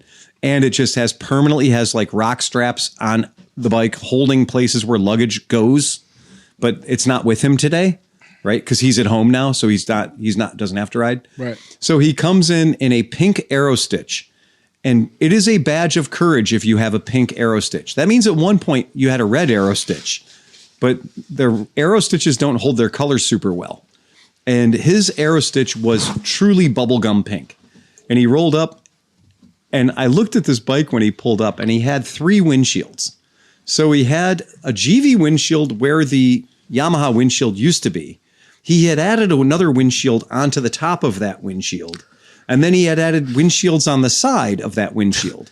So there was a GV windshield in the middle, and then there were outriggers hanging all the way around the windshield. Yep. Yo, dog, we heard you like windshields. Yes. So he had almost doubled the surface area of his windshield through add-on additional wind deflectors, right? Super nice guy. Showed up, came in the shop, was like, yeah, so I wanted to look at these. I wanted to look at these bikes. And he kind of crawling through my shop, being cool. And I said, well, we don't normally see too many people riding in on a day that's cold and wet and nasty as today is, but you're the second person. And he goes, I bet you the other guy was on a BMW. I was like, well, the other lady was on a BMW. The lady was on a BMW. You're on the V-Strom. And I didn't really go out and look at it until he goes, V-Strom. I was like, oh, that's the 650. And he goes, oh, yeah, it is. And I went out and I looked at it and I was like, wow, that bike's seen some stuff. And he goes, oh, had it for 20 years and put every mile on it myself. I picked it up brand new at the dealership, signed the paperwork, drove it across America. Breaking. Drove it across America, changed oil when I got to California. I'm like, okay, cool. Yeah, and he did. And he was just one of those guys. He's like, yeah. And he was like not going to let a little rain or 48-degree temperatures interfere with his ability to go out and look at a bunch of motorcycles. By the way, he showed up at my shop. He had zero intention of purchasing anything. I would have defied anyone to come in and say, I think I know the item we can get him to buy. If we would have had a V-Strom Gremlin bell, I don't think he would have bought it. He spent about an hour going through my amazing selection of old magazines that we didn't sell the first, second, or third time. He spent about an hour just browsing weird European twist and go scooter magazines. He's like, there's boobs in this one. I was like, yeah, the British are kind of funny that way. They'll put boobs in anything. Page 3, buddy. Right. Yeah. Page 3. And he was kind of a funny cat. I liked having him around. But that's what we get. October energizes the old white men. It really does. So that's a thing. We're selling some bikes. It's super cool. Well, like I said earlier, now that you bought out Cincinnati, yeah, and Detroit, we now have the largest selection of pre-tariff Vespas, undoubtedly, in America. Renee counted the showroom, and we're not talking about the hallway because the hallway gets a little daunting. Correct. The back gets a little daunting. How many PX50s do you want? PX 150s do you want? We are talking about the actual showroom. 131 bikes. Oh, wow. Yeah, 131 bikes. And yeah. And then I called her attention to 4 that she missed. Right. And she was like, I didn't even go over there. And I was like, yeah, well, there's 4 bikes right there. So Cincinnati, are they just not doing Vespas anymore? Yeah, they stopped doing Vespas. Oh, okay. So they stopped. No, we're are you the only Vespa? Only in Ohio now? No. Or Ohio no, dealer? Iron Pony. Iron Pony. So, Iron Pony. but we're still like $3,000 less. And then they gave the Cincinnati franchise to Cadre. So Cadre will be your Cincinnati Vespa dealer. So Cadre Cycle will be your Cincinnati Vespa dealer. Exactly. Yep. So Dan posted something, and he messed up the post. So I followed it and found it, and it's actually a really interesting post. It is. There is a dude out there right now on an Indian that has done 128,000 miles in 128 He was days. just on Liza's podcast. Yeah. Was he really? I missed that one. Oh, yeah. Yeah. He ended up at what, 164 or something like that? Yeah. And he's been doing a good job of getting the word out. He's been on a lot of podcasts. So See, I did not hear about that on there, but you posted it and I saw it and I was like, holy shit. See, the guy only knows how to do 1,000-mile days. Yeah. That's it. That's all he knows how to do. But that many days in a row. Yeah. That's insane. Yeah, it's freaking crazy. It's like when Eddie Izzard, when he did 18 marathons in 18 days. You know, it's just that kind of a thing. It seems impossible. Yeah. But people do it. And they just have that level of commitment. They have that level of training. It is wild. But they also have a system. And when you listen to his interview, he's got a system. He knows where he's going. He gets up at fucking 4 o'clock in the morning or 3 o'clock in the morning, and he does a whole lot of miles before there's any traffic on it. There's 2, because Justin and I'm not going to say that, but they've said 145 and 145 days. 145 Ks, 145 days. Yeah. Yeah. So does he do mostly highway and high speed and that kind of stuff? Oh, I mean, and knocked off the bike and broke collarbone. Jesus Christ. Because that's what and happens. that was on the 70th day. Yeah. So he continued for a whole nother 70 days after that. Yeah. Just the tires and the oil changes and shit you'd go through too. I mean, it's like it's got to cut into your riding time, but to keep it up. When you listen to when they were talking about Wendy Crockett and her riding partner, and they have a storage unit set up centrally in the United States where they've got a tire machine. They got a workshop set up in a rental unit so that when they're doing cross-country runs, they know where their next tire is because they know they put it there. So because they order tires into that location. And so they know that if they need a tire or they need a repair in a hurry, there's a lift there. There's all their tools there. In addition to being a fucking shit hot mechanic, Wendy's also logistically, they're smart enough to have that base of operations so they don't have to go to South Dakota every time they need a tire. That is legit one of the most ingenious things I've ever heard of. It's really smart. It's So really this guy's clever. got an auxiliary tank on the back of his bike too. I Got think. everything. Yeah, so he can get an extra, Well, 1,000 miles on those it. ox tanks on Wendy's FJR, those water or those gas? There's gas and they're molded right into the bike. Because that was to me, because everybody kept coming up like, what is that? Yeah. It's either gas It's or a water. Yamaha FJ 1300 designed to go a million forever. miles. Yeah, right. Designed to go forever. So- Long Haul Paul too. We've been watching him for years. Long Haul Paul's another guy. Well, I've said Changing the world a million miles at a time. and this is before Phil went, hey, you need to come to Cleveland. I have said for years, if someone would pay me a ridiculous amount of money $6 in a van. $6. No. I'll give you $6. In a fully equipped van to follow them. All right, 10. And fix their broken shit while they're on the road doing these crazy fucking adventures. I'd totally go in on it. Mm-hmm. Like, hey, if you want a dedicated mechanic, I'm your guy. Right. And then Podcast listeners, toss money in. Come on.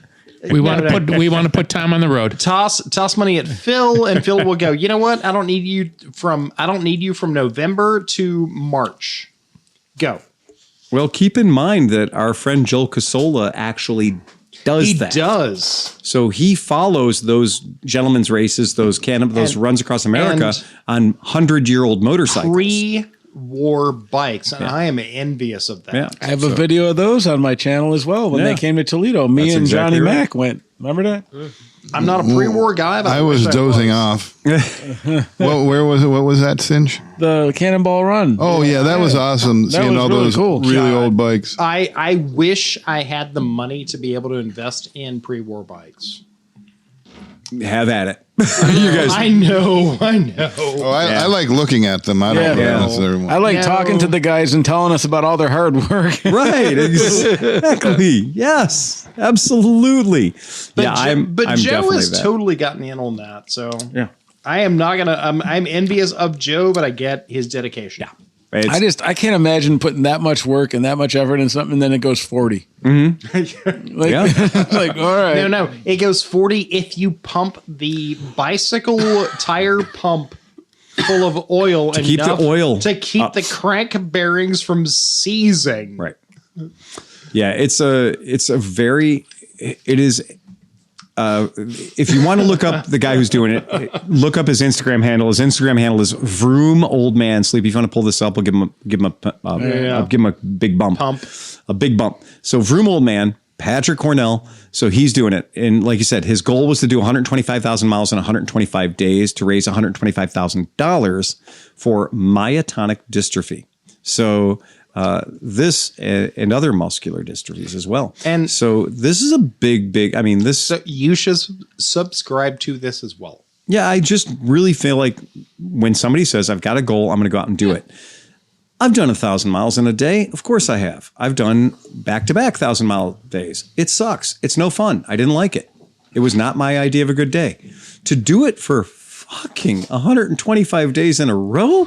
Ugh. Are you kidding me? Gluten for punishment. Yes, it is awful. I always get excited. No part of this. I always get excited at work when Sean, did you say gluten for punishment? Yeah, okay. That's me. But I was going to say, I always get excited at work when Summit sends us out like a week-long trip. We're like, oh, I get to go do all this stuff for a week. We're going to go film in the mountains. We're going to do off-road. And like by the fourth day, you're like, fuck, man, like when's this thing over? And by the fifth day, you're like, I can't wait to be home. But now imagine doing that for like 150 days. Oh, zero chance, man. Yeah. Sleepy. Yeah. Zero chance. Sleepy, from everything you've told me, you never want to go home anywhere. Well, I don't mind going home occasionally. Yeah, you want to go home and pet the animals. There are raccoons and possums. I get it. I have no desire to do that kind of a mission. And I don't have any desire to be in the van behind that kind of a mission. Our friends, John, our friend Kevin, when they were doing the cross-country ride in the electric motorcycle. Yep. Oh, yeah. Okay. What's one of the ways things can go wrong? You can have a horrible car crash and totally the chase vehicle. That wasn't the same Kevin. Yeah, Kevin Nixon. That was the Kevin? Yeah. I didn't even put that together. Yeah. He was the chase vehicle. He's a chase vehicle. Right. Oh, wow. Okay. Hey, Phil. Holy shit. Now I got to know him a lot better. I feel like you could lease me out from November-ish. Yeah. Around. I'm going to just say it. That's the day we lose Tom. That's when Tom's like, I'm going to go follow this goose over here for a while. Right. And he ends up and he's like, and he never turns comes out back. Portland, Oregon's a great place. No. Now, I've been to Portland. I like Portland. Don't get me wrong. They wouldn't have That's him. not the point. Tom, that's not the point. And Chris, the problem is they didn't. That's what I'm talking about. Yeah, exactly. That's exactly right there. Answered my whole question for me. Yeah. Well, you know what? Squirrel. Tom's going to the curse. He's beyond cursive. We're going to calligraphy. Cuneiforms. Yeah. But I disagree with you. Yeah. I was this close to being in Portland. I have no desire. Are we still talking about Portland? What? Jesus. Yeah, exactly. Change the channel. Hey, Change the channel. All right. John's going to sleep. He's going back to sleep. Yeah, right. Anybody else got anything else? Anybody else do their homework? Bring a podcast topic? No, see, look, I did all this homework. I almost got. You bring some more. I almost got fucked by a goat. Well, I'll tell you that the Janus 250 number 367 is going to spend the winter over at the Crawford Auto and Aviation Museum. Oh, really? Nice. Yeah, compliments of Dan Davis. Yeah. So it'll be there, and so we're going to try to get Grant and Richard from the home of Janus in Goshen, Indiana, to come on out, I think, in February to do some sort of a live introduction to the bikes and whatnot. And so I'm talking to them as far as trying to maybe get a 450 out there too. Cool. But yeah, so Janus is trying to find a home here in Cleveland. That's it. That's it. See, We know where that Succinct. can land.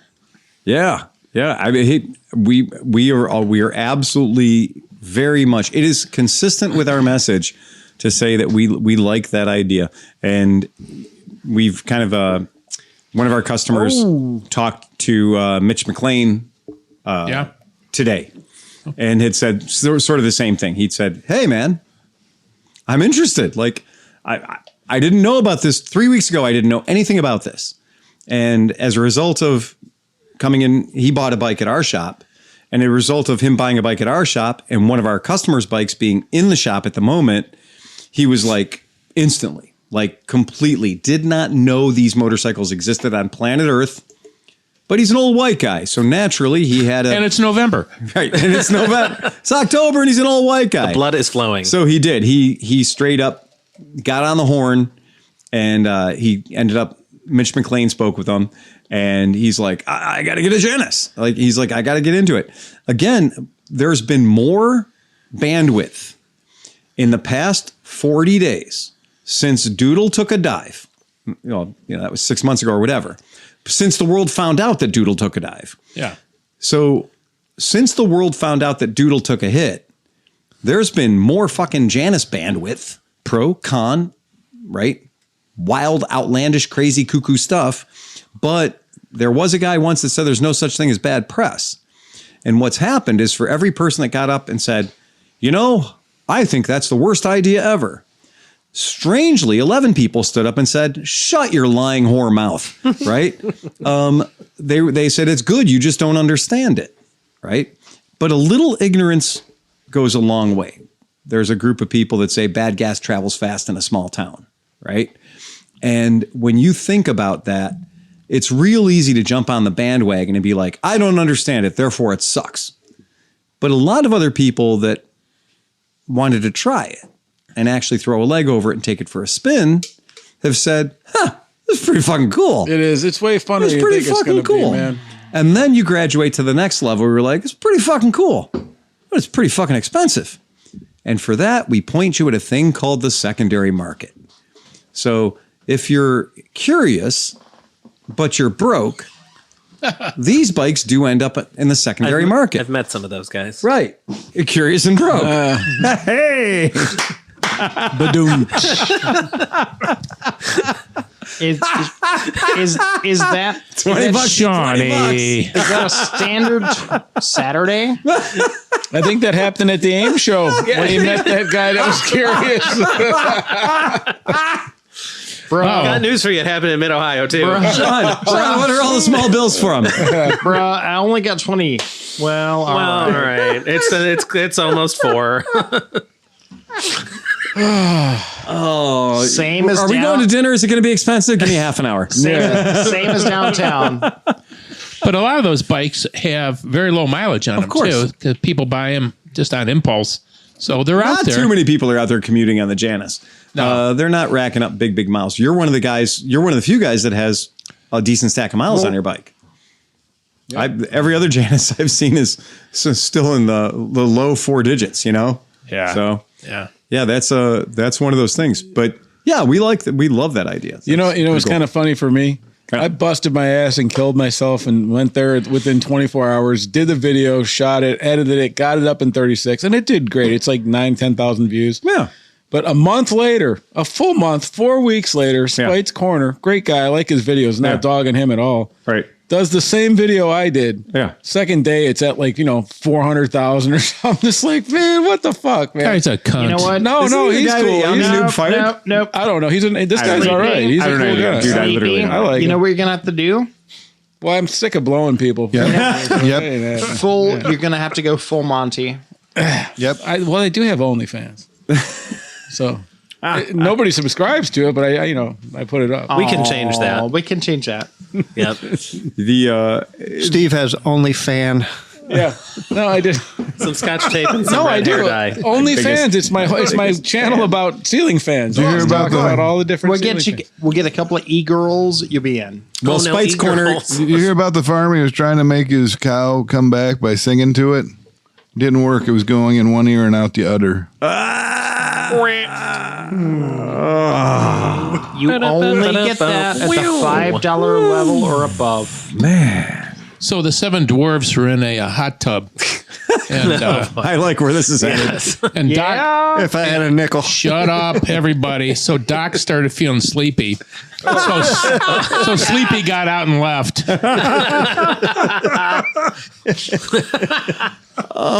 It was Christmas Eve. Everybody was feeling merry. Yeah. Mary got mad and went home. Man. That Is that too early? And then what happened? They jumped for joy. yeah. I can fix this. So I have a question. I can fix this. I have a relevant mail. Okay, hold on. I have a relevant question for the listeners. So with people that live in the colder areas and stuff like that, when you want to do something motorcycle related, I'm putting a thing up on the chat right now. Good. Tell us what you do. Are there museums you go to? Are there specific shows you go to? What are cool motorcycle things that people do in areas where we have winter? I'm looking for things to do. Throw me a bone, man. Throw me a bone. So remember. I missed the IMS show. Sniff the seats. Remember what the penguin said. No, sir, it's just ice cream. Terrible, just terrible. No, You get a refund on that one, I mean, guys. it looks like you blew a seal. Yeah. We know. Tom is telling jokes inside out. Well, Tom's a magician. He just pulled the trick off, and then he goes, "Hey, let me tell you how I did it." This is Jeez. what. You sure you're a mechanic? Are you? I'm not a comedian. He's not a comedian. Yeah. Stick to your knitting there, Tommy. Right?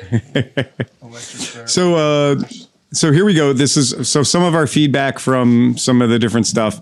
I'm just literally going to go through old hate mail. Correct. Because I thought it was fun. Right. He only took tips. Shh. All right. Oh, okay. I'm here. All right. Still here. Yeah. All right. So comment on the Tesla's rusting, because we did talk about that. Wesley Herbert said, just a correction, because I am OCD, it does turn out, in fact, that Teslas do use super expensive special tires. I worked on the Goodyear team that made them before I got laid off, and they shut down our facility. I worked on the electric drive too, and also the Eco Ready. But yes, that is the thing we were talking about. That is, some of the people that own the Tesla Cybertrucks are discovering how bloody expensive it is to put 4 tires on them, right? But also how quickly they disintegrate. So that a tire that you might consider would last 20,000 miles in your Ford F-150 or 40,000 miles in your Ford F-150, like I've got, won't last 15,000 on your Tesla. So you could be standing there looking at a bill for $8,500 to put some tires on your truck. There's physics. Those things weigh so much money. And they're churning and burning. Because remember your front wheels are turning, your back wheels are turning too. Yeah. So it's kind of like we used to joke, when you had 4-wheel drive vehicles, you don't do tight maneuverability with the transfer case locked because it gets real expensive real quick. Well, tires too. So not great. So that's yeah. Corn poop cupcake again. He would like to get a quick. that one wants to check in on Sleepy's track day adventure. So are we done now? This is over. It's not my fault. Yeah, your last outing was Nelson's, right? Yeah, when I was going to try to go for the last one of the year, and then I had a mom situation. So man! But no, I'm set up. I mean, it sucked. I got started late because it took me a while to build the bike. But next year, I already got it locked in. I'm buying the fucking if you buy 6, you get a free one. So it's like you get a 7th one. So I'm in. That's a good way to lock you in. Oh yeah, that really is. Yeah, that's a pretty decent method you of being save like money. Yeah, but it's a good deal. It is, and it forces you to go out. It forces you to go out and get them. Yeah, they don't got to force me. I got this shit planned on the calendar next year. And I don't know. Me and John are still looking. I still want to race some Weira stuff next year too. Oh, good. Oh man. So cookie dookie. Sleepy. I'll put you up, but stop yipping. Pull up that swear engine comment. Oh God, he's okay. There we go. No. There. Okay. My wife said I haven't had an orgasm in 6 months. I said, where did you get that at?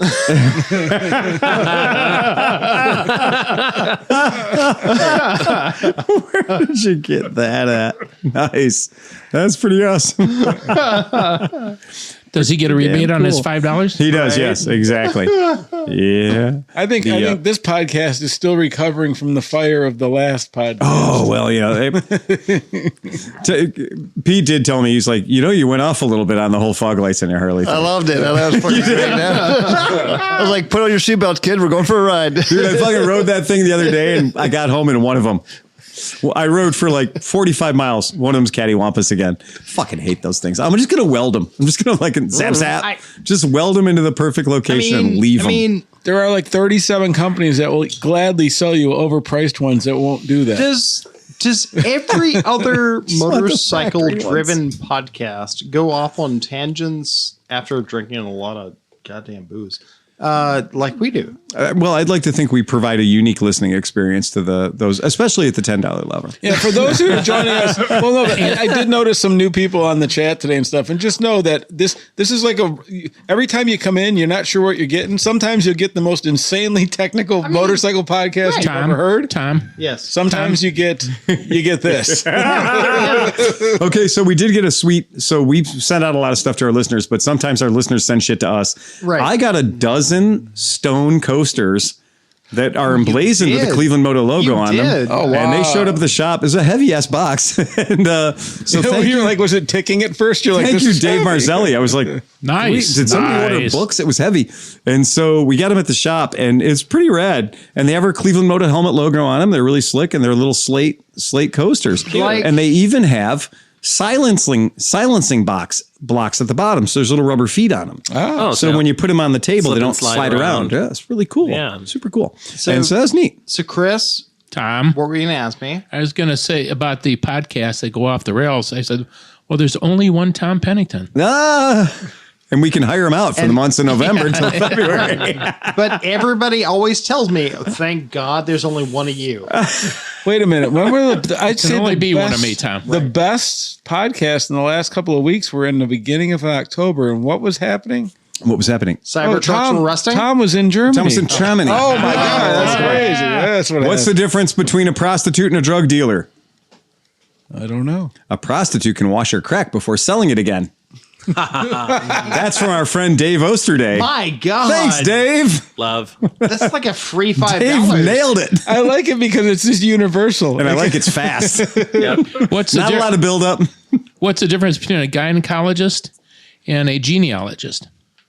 A genealogist looks up your family tree. A gynecologist looks up your family bush. Yes. I like those. Those are good. I'm a big fan of those. So if jokes. If you're above the $10 level, you've gotten all these jokes. You know what? And apparently we haven't been monitoring that. So yeah. So there again, they're slipping through the cracks. So if you're a Patreon member and you feel like you haven't been getting your money's worth, that email goes to motorcyclesandmisfits.com. Is there more hate mail? No, that was it. That was kind of what we did. Yeah, that's what we did. We have not been doing our job. I think that was pretty fair. Yeah, I think it was pretty fair. Right. Yeah, if you have hate mail, please send it. You can send it direct to us, in fact. At Motorcycle P.O. Box. Actually, I would love to pay that shit forward. But I honestly do not know what Nokomoto's email address is. Pete at Nokomoto. I don't think it exists. I don't think that works. How many Swiggies are there? Just try Swiggy at everything. Yeah, which isn't his actual name, which is also fucking hilarious. Swigington. Which I think is the best thing. You know what? We're at like what 5? Swiggering. We're at like what 524 now. What's that podcast? Yeah, 524 of these bastards. And people were like, "Yeah, let's tune into these assholes." Let's do more. Well, they didn't say that until there was an additional asshole. I mean, I know I'm that asshole, but let's go. Same bat time. Well, it is funny though when we get people in the shop that are new to the podcast. So we get people to come into the shop, and because you realize like we don't filter. If I was smart, I'd make it so you'd have to live 250 miles away to listen to this thing. If you were smart, we'd have it geofenced. We'd have it geofenced, so there'd be zero chance somebody could come into my shop and demand their $5 back. You would put a change machine at the door. And you would have to put $5 in to get through the door. Well, I mean, you do mask customers' names, like when, Tom Smith comes in and you say, Shalom Smith. Hey, and the number of times that I have walked, Dave Matheson? Yeah. Oh, okay. I have walked into the kitchen and you were like, "Hey," nobody will ever figure that out. because I'll be walking in to get my tea or coffee, and you'd be like, "Hey, that's Tom," and I'm like, "What the fuck did I do?" Again, send your hate mail to misfits motorcycles and misfits at gmail.com. Excellent. Fuck knock. Hey, fuck that guy. I just but onto a more serious note, winter is coming. If you are done, if this would be the time, we're no more grandstanding. Oh, this is the PSA. This is a legit tech tip from your Uncle Phil. You do not know when the last day is you will ride your motorcycle this season. You don't know that. Nature is going to help you decide when that is. If you live in our part of the world, we could be riding for another month. This would be a good time to start finding out where in your neighborhood they sell the ethanol-free gas for your carbureted motorcycle. Even if you have a fuel-injected motorcycle, it's not a bad idea due to condensation and things like that. Why do I start putting ethanol-free gas in my motorcycles right now? Well, because I don't know if this is going to be the last gas I put in whatever motorcycle I'm going to ride tomorrow, right? So at this point, this is a good time to start, because if you own multiple motorcycles, you might say, oh, of course I'm going to ride the Hunter Cub 2 or 3 more times before the end of winter, and I'll have to put more gas in it. Nope, that doesn't happen that way. Winter sneaks up on you. What I do, so this weekend I have it planned. So I admit, when I get home tonight and things like that, my car is going to be down past half a tank. Yeah. So I go and I have a little pump. I suck out all the gas from all my carbureted bikes. I fill my car up. Then I take all the gas cans I have in the garage, put it in the car. Okay. Take all that, non-ethanol, and then refill everything with StarTron. Nice. Because that way you don't have any chance of having anything else in there. That's a good idea. Try to run them a little bit. Yeah. But you get a free fill up on your car because your car don't give a shit. No, the car really doesn't. No. Right. The car doesn't. And yeah, I just start on my way to work in the mornings. I start cycling different bikes through, and I just make sure I stop at the ethanol-free pump and start hitting them right now. That's why I've been riding the Buddy. Oh, get some miles on it. Yeah. Right. Yeah. I'm gonna say it makes quite a bit of difference. Although today Nick had to work on the TW200. Yep. Because the TW200, despite the ethanol gas, I didn't ride it enough. So I didn't ride the TW200 enough. And a couple of months ago when I rode it to work, it got me. And my starter jet was completely gefuggered. So I had to pull full choke on it just to keep it from stalling at every light. I reached down, I cranked the idle adjust all the way to the moon. And wouldn't you know, I got the thing to the shop and I was like, well, this is completely no fun at all having to nurse the thing because there is no starter jet at this point. Got it to the shop, parked it, looked at it, spit slowly in its direction, like, fuck you, buddy. I think I rode that bike 53 miles from the last time I cleaned the carb. 53 miles. This is now the point where we look at Dan and go, what's your offer? Yeah. Yeah, he could have got a good deal a week ago, but now it's running cherry again, so I don't know. Yeah, right. It's tough. Yeah. No, I think I'm over the whole Are you over the TW200 thing? That happens. That's like everybody has to do the 350, the CB350. Right. Everybody has to have one. Right. And you get one. Greatest bike in the world. Everybody has to have one. I had a CL360. I don't want to own a CB354. No. but I love that noise. But I wouldn't. There's If 4 somebody pipes. said today, he was like, okay, well, great. Tomorrow you have to build a CB350. Mine would guaranteed have 2 cylinders. There is no chance in hell. Even if somebody said, and I'm providing you with a rack of perfectly cleaned, ready to go carburetors, I would still say, give me the 2-cylinder. Give me the G model, please. The problem is we have now entered into that phase of winter where we're like, what are we going to work on? I think I know what you're going to work on. They're already surrounding you. There's a red ambassador and a black ambassador and then a silver ambassador. That's fair. And all the ambassadors. That's fair. You could just be doing ambassadors. That's fair. Is it just ambassador? ambassadors. When you have multiple, is it ambassador? Because the ambassador doorknobs. you have the beautiful black one, the red one I stupidly pulled apart, and my own personal silver. And Right. You're right. And I got another one in Steve Hoffert's garage I haven't paid for and haven't picked up yet. Oh my God. Yeah, so we have 4 ambassadors. Yeah. So 4 Moto Guzzi ambassadors. And I just saw one sell for legit money on Bring a Trailer. So an ambassador pulled way more than its weight on Bring a Trailer. I love. So apparently Sleepy? that motorcycle has gotten. Did you drop me out again? It's gotten a little drop bit of me love, a out little bit of again? respect. Yeah. Fuck. All right. Well, nobody else got anything else? So we're going to wake John up so we can do the outro. John. So if nobody has anything else, we're to get us out of here. Ride fast and take chances. Play us out of here, Johnny.